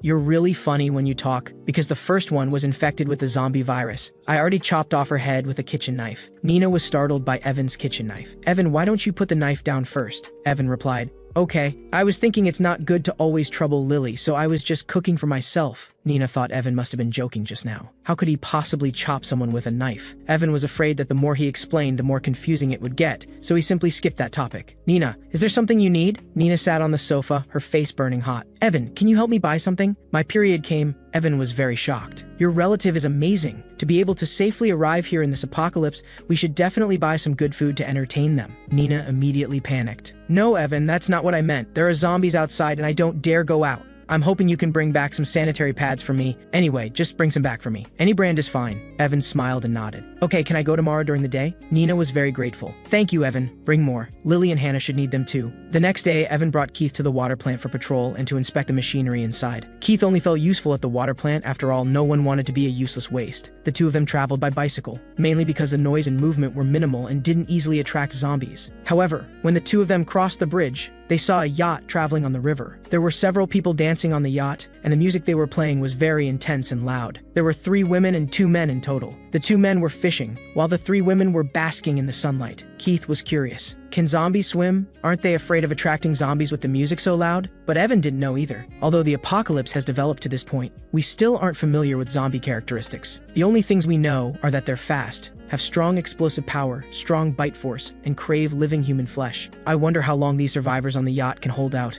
River water can be filtered and boiled for drinking, and there are fish in the river to fill their stomachs. If zombies really can't swim, they could actually hold out for a long time. After crossing the bridge, they came to a bookstore. Evan told Keith to wait outside. If you encounter danger, shout for help. For Evan, he couldn't be of much help with post-apocalyptic civilization and reconstruction. What he could do now was pass hope on to the next generation and have them restore the former prosperity. After preparing the books and test papers, they came to a maternity and baby chain store. He still had Keith wait outside. If there's danger, shout for help. Evan thought of Hannah's his newborn child and knew the difficulties they faced as mother and child. He wanted to buy some formula and essential items for them. After leaving the maternity and baby store, they came to a large supermarket, but this time Keith proactively reminded Evan. Evan, are you exploiting a glitch with me here? Don't take too much, we really can't carry anymore. Evan had no choice but to pull out a shopping cart and took many sanitary pads that Nina needed along with some necessary supplies. But at this moment, a zombie wearing a store uniform stumbled out. Seeing Evan, a living person, it charged him without a word. Evan raised his hand and the blade fell, immediately severing the zombie's head. Don't worry, I'll pay for this, and I'll return the shopping cart when I'm done. But just after dealing with one zombie, Evan heard uneven footsteps coming from the emergency exit. At the same time, strange thumping sounds came from the ventilation duct overhead. Evan suddenly leaped up and tore open the ventilation duct, but what he saw wasn't a zombie but a child. Evan grabbed the child's clothes and pulled him out of the ventilation duct. He saw that the child's eyes were full of vigilance, so he explained that he wasn't a zombie but a living person. But at this moment, the emergency exit door had been violently burst open, and a group of zombies roared ferociously, wanting to devour the fresh flesh alive. The child immediately turned and ran. Run! Are you scared, stupid? He's done for. An adult doesn't even have as much psychological resilience as a child. He took a few running steps, then glanced back over his shoulder, only to see Evan cutting down zombies as if they were butter under a hot knife. How is this possible? Zombies are terrifying. I've seen too many people scramble and crawl when they encounter zombies only to be pounced on and bitten, turning into zombies themselves. But this person can actually move among a group of zombies, calm and composed with ease. The scene before him severely impacted the child's perception. After clearing the zombies, Evan came before the child and asked, "What are you doing here?" He pondered in his heart that the apocalypse was so dangerous that even adults could barely survive, let alone a child. The child was trembling, clutching the bag for dear life. The food inside was a lifeline. I was looking for food. Evan looked at the child. Are you alone? The child nodded vigilantly. I'm alone. Thank you, big brother, for saving me. I'll go back now. Evan felt that it was very dangerous outside, and it was really strange for a child to run to a supermarket. Wait, please stop. This made the child even more nervous. Although this big brother in front of him had saved him, human nature in the apocalypse was more terrifying than zombies. Evan said, "It's very dangerous outside. Let me take you back." The child could only nod. He knew he had no room to resist. After a brief exchange, Evan learned that the child's name was Ethan Gu. Suddenly, he also remembered that the boss of Shinfeng Agency was also surnamed Gu, but unfortunately turned into a zombie and was killed by him. Of course, he handled the aftermath well, carrying the body to the trash can and then to the dump, sparing it the indignity of lying in the open. Then Evan said to Ethan, "I'm a security guard who also works part-time as a rental housing agent. You said your grandfather is at home, right?" Ethan brought Evan to the second floor of the residential area, then carefully took out the key and opened the security door. As soon as Ethan entered, he said to the old man sitting in the wheelchair, "Grandpa, I found a lot of food in the supermarket, bread and noodles." The old man was naturally happy, but the young man before him raised a trace of concern in his heart. "We had food at home before, but it was all taken by our neighbor. Someone knocked on the door, and my grandson opened it. Who would have thought the neighbor would come in and take all the food? I'm paralyzed in a wheelchair, and my grandson is young. How could he be a match for an adult?" Evan saw that the old man's expression wasn't good. "Sir, I'm not a bad person. I met your grandson at the supermarket and brought him back because it's dangerous outside." Ethan also quickly explained, "Grandpa, this big brother saved me. He's so amazing. Zombies are no match for him." Hearing this, the old man finally let down his guard. "Young man, thank you for saving my grandson." Evan thought it was nothing. It was just a small effort. Then he saw many certificates posted on a wall and couldn't help but praise Ethan's excellence. The old man was also very proud. The child is excellent and studies well. The teacher gave these certificates for his good performance at school. Evan suddenly asked, "Where are the child's parents?" The old man answered, "My grandson has had a hard life. His father died a few years ago saving a drowning person. His mother remarried and doesn't care about him at all. I was paralyzed early and am useless. It's always been my grandson taking care of me. He's really a sensible child. At such a young age, he not only has to take care of himself, but also me, and he's never caused anyone to worry. Over the years, thanks to the government's help and the assistance of kind-hearted people, my grandson and I haven't gone hungry and have had a place to stay. Now that this has happened outside, the food at home was taken, and my grandson said he would go out to find food. I'm afraid my grandson is also..." Seeing his grandfather wiping tears, Ethan held his hand with heartache. "Grandpa, don't cry. I'm an adult now." The old man was very comforted. "Good grandson, Grandpa knows." At this moment, the old man sitting in the wheelchair actually struggled to stand up. He showed a pleading expression to Evan. "Young man, can I ask you for a favor? I can tell you're a capable person. My grandson has told me about what's happening outside. I might be asking too much, but I hope you can take my grandson with you. I don't ask you to take care of him in any particular way. I just hope you can keep him alive. Give him a little food, just enough not to starve. He's very obedient and sensible, and absolutely won't hold you back. Don't worry, I won't go with you. I won't become your burden. I'll just stay here. This child is really too pitiful. Hearing this, Ethan immediately pushed Evan away. Grandpa, I'm not leaving. I want to stay with you. Big brother, thank you for bringing me back. Everything's fine here, so you can go. I can take care of myself and Grandpa. Evan fell into contemplation. Why didn't I notice these things before? Was it because in peacetime we only saw the good things and easily overlooked those struggling in the mud in every corner of the city? Then he said seriously, burden? Those two words don't exist in my vocabulary. Are zombies scary? They don't seem scary to me. I'm very willing to help people who are kind and full of hope. There were many good people in peacetime, but there are more demons in the apocalypse. It's hard to find people full of hope in the apocalypse, but every time I meet one, it's heartening and can add much brilliance to this murky, filthy apocalypse. I see in your grandson the spirit that young people of this era should have. Strong, brave, filial, not bowed by despair, striving hard to fight against despair. If I'm not willing to help such a child, then what am I protecting in this apocalypse? What am I looking forward to? What am I pursuing? Sir, you're his only family member. You don't want him to lose even his last family member, do you? I understand the pain and loneliness of having no family, keeping sadness for oneself and leaving happiness for others. I've experienced those hardships, that loneliness, that helplessness. Only those who've experienced it understand how despairing it is. I don't want such things to happen again. I'm willing to be a guide for future hope, willing to be a promoter of hope. So Ethan, you can pack your things, put on your backpack, and we'll take your grandfather together to a safe place. After Evan promised the grandfather and grandson to take them to Sunshine Community, as soon as they left the door, they were blocked in the hallway by the neighbor who had stolen their food. That neighbor pretended to care, saying, "Where are you going? It's very dangerous outside." Ethan was scared when he saw him, but still bravely told Evan, "Big brother, it's him. He's the one who took mine and Grandpa's food before." Elder Goo said, "His name is Quinn, and he's our neighbor. Was always a small-time crook, got locked up for a bit, came out a no-good layabout. He showed up at our door playing the victim, begging for just a handful of rice. My grandson's soft heart got the better of him, and he let him in. Who would have thought he'd violently push Ethan down, then head to the kitchen and take the little rice we had? Ethan tried to stop him but was slapped to the ground twice. Ethan's body is frail. How could he be a match for an adult? He could only watch helplessly. Ethan blamed himself. It's all my fault for being useless and not taking good care of Grandpa. Evan comforted him. It's okay, Ethan. You've already done very well. This time you don't need to be afraid because I'm here." Then he glared at Quinn and said in a deep voice, "You'd steal food from the elderly and children? How can you live with yourself?" Quinn rolled up his sleeves, deliberately showing his tattooed arms. "What are you saying? I didn't take anything, it was mine. Don't think you can talk nonsense just because it's the apocalypse. Don't you get cocky just because you're carrying a sword. You think that makes you a big shot? I'm from the streets, asshole. Not someone to mess with. Understand?" As he spoke, Quinn tried to push Evan down, never expecting the man to be rooted to the spot, not having shifted an inch. Quinn became furious with embarrassment on the spot, picked up an iron chair nearby, and wanted to smash Evan's head into mush. Who would have thought Evan would punch through the chair with one blow, his steel-like fist stopping 3 centimeters in front of that scum's eyes? This scared Quinn into constantly retreating, trembling as if he'd seen a ghost. Punching through an iron chair, is this guy even human? Evan pointed at the rice bag in the room and asked, "Ethan, is this the food he took from you?" Ethan answered, "Yes, this is our rice." Evan didn't have time to punish Quinn. He packed up their food and told the grandfather and grandson to leave. Quinn knew too well the power of that punch. Watching the three of them leave, he was full of surprise. "You're just letting me go like this?" Ethan didn't forget to remind him. "As long as you don't provoke us further, Big Brother won't bother with you, so you'd better not be foolish enough to ambush us." Soon, the group returned to Sunshine Community before dark. The 2 old men guarding the gate were happy to have new survivors join. Generally speaking, in the apocalypse, for better survival, no one wants to accept burdens. But Evan is different. He always brings back people like us, women, children, and the elderly. I knew I wasn't wrong. Young Evan is the last beacon in this apocalypse. Ethan greeted the 2 grandfathers. "My name is Ethan Goo, and this is my grandfather, Edward Goo." Evan explained, "I met this child at the supermarket. The child is brave and filial, but their living environment wasn't very good, so I brought them back. Elder Wang felt it was better to be lively." "Brother Edward, you should be in your 60s, right?" Elder Goo answered truthfully. 67, Elder Wang smiled. "Old brother, I'm 70 this year, and he's 69. From now on, we're family. Has Evan arranged their living quarters?" Evan replied, "Already arranged. Since Elder Goo has difficulty with his legs, I arranged for them on the first floor of Unit 1 for easy access." At this moment, Nina and several other grandmothers from the community came over to greet them. Evan immediately handed over a large bag of sanitary pads. "I bought you a lot,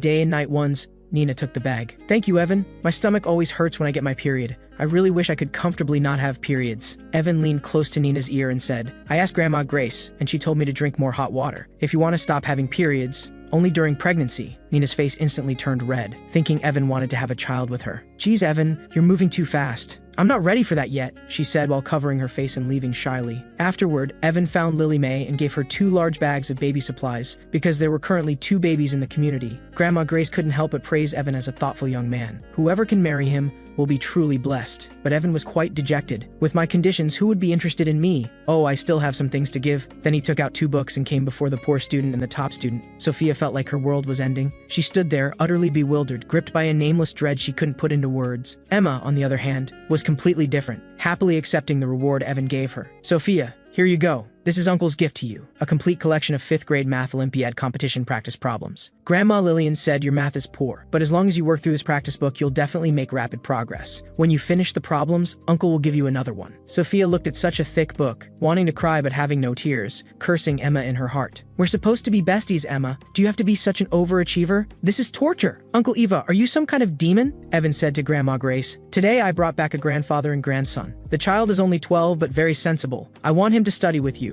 I saw certificates all over the walls in his home, so his studies should be especially good. Hearing this, Sophia collapsed even more. Another top student is coming? Is it really going to get more competitive? I feel even worse. My future life is completely bleak. Uncle Evan, you really are a demon. Early this morning, Lily Mae suddenly knocked on Evan's door with a matter. Today is Sophia's birthday, so I wanted to ask you. But before she could finish, Evan thought of something. I understand. I'll go buy Sophia a few more sets of test papers as a birthday gift. Lily Mae smiled awkwardly. That's not necessary. I just wanted to ask you to get some cake-making materials so I can make her a birthday cake. In Evan's impression, Sophia was a child who loved studying, so he repeatedly confirmed whether he really didn't need to buy test papers. On the other side, at the cake shop, the cake internet celebrity Chloe Sue would stare blankly at the ceiling for a while every day after waking up. Then, as usual, she would come to the windowsill and open the curtains to bask in the morning sun. But when she pulled open the curtains, she suddenly saw a sleazy man grinning lewdly in front of her. This scared Chloe Sue into immediately pulling out a small knife for self-defense. What do you want? Evan felt the girl's emotions were unstable and that her mental state must have been affected by the apocalypse, so he said to her quietly, Hello, I have a 10-year-old child's birthday coming up. I'd like to order a cake. Do you have any? Chloe Sue didn't know what this pervert meant and didn't know how to respond for a moment. Why is he speaking so quietly? If I tell him there's no cake here, he definitely won't believe me and will barge in. That would only make me more dangerous. Thinking this, she decisively answered yes. Evan asked her again, how much is the cake? Chloe Sue was even more confused. It's the apocalypse. What use is money? What kind of trick is this? But no matter how much she thought about it, Chloe Sue couldn't figure out what he meant. Whatever. Maybe he's toying with me. Some new kind of apocalypse role play. Then she answered, just give whatever you want. Hearing this, Evan jumped down from the 2nd floor. Okay, I'll come pick it up this afternoon. Chloe Sue didn't expect this person to leave so easily. After leaving the cake shop, Evan didn't return to the community, but came to Huang City's natural river to fish. After so many days, the meat at the farmer's market has long since spoiled. But still, today is Sophia's birthday, so I want to let her taste something fresh. I hope this fishing gear I just bought will come in handy. But just as Evan started fishing, a survivor standing at the bow of a boat noticed him. That man asked what Evan was doing. Seeing they were humans, Evan friendly waved hello to them. He shook the fishing rod in his hand. I'm fishing. Where are you heading? Hearing this, several people were shocked. Daring to come out fishing in a city overrun with zombies. What's the difference between this and suicide? The middle-aged man said, the city has been taken over by zombies and is no longer livable. We're going downstream into the sea, to the nearby islands. There should be no zombies there. Do you want to come with us? He wasn't being merciful, rather. Surviving in the wild required manpower, preferably male. They had 3 people in total, so even if this young man before them had any ideas, the odds were firmly in their favor. Evan thought these people were decent, still able to extend a helping hand to others in the apocalypse. However, he still declined. Thank you for your kindness, but I'm doing well here. At the same time, zombie roars suddenly came from behind Evan. The people on the boat exclaimed, Zombies! Quick, jump into the water and we'll pull you up. Otherwise, you'll have no way out but death. Evan smiled and drew Frostmourne from behind him. It's okay, I'm strong. You don't need to worry about me. Everyone shook their heads. Is he okay? Once zombies go berserk, their speed, strength, and hearing are beyond imagination. Running past zombies on land with just your legs is impossible. We can't risk saving him. Looks like the city is about to have one more zombie, but the moment those zombies lunged at Evan, they were split in half by Frostmourne in his hand. The 3 people on the boat watched this scene in horror, and in unison exclaimed, Holy shit! After cutting down the zombies, Evan nonchalantly sheathed his sword. See, I told you it's fine. Are you going to live on the islands? The middle-aged man answered, Yes. The city has fallen and is no longer suitable for our survival. We're going to check out Pear Island. There shouldn't be zombies there. And once we get there, we'll have a chance to survive. I advise you to leave Huang City as soon as possible. There's no hope here. As the apocalypse continues, there will be more and more zombies, and supplies will become scarcer. If you're capable, it's best to go into the deep mountains. There shouldn't be zombies there, and there's hope of survival. However, at this moment, a flood of more zombies rushed over, obviously disturbed by the earlier commotion. Evan glanced back and broke out in a cold sweat. This number rivals the wave that attacked the community gate before. The middle-aged man immediately became tense. As expected, is this number of zombies beyond what he can handle? It's probably too late for us to turn around and pick him up. What a shame. If he joined us, he'd be a very strong asset.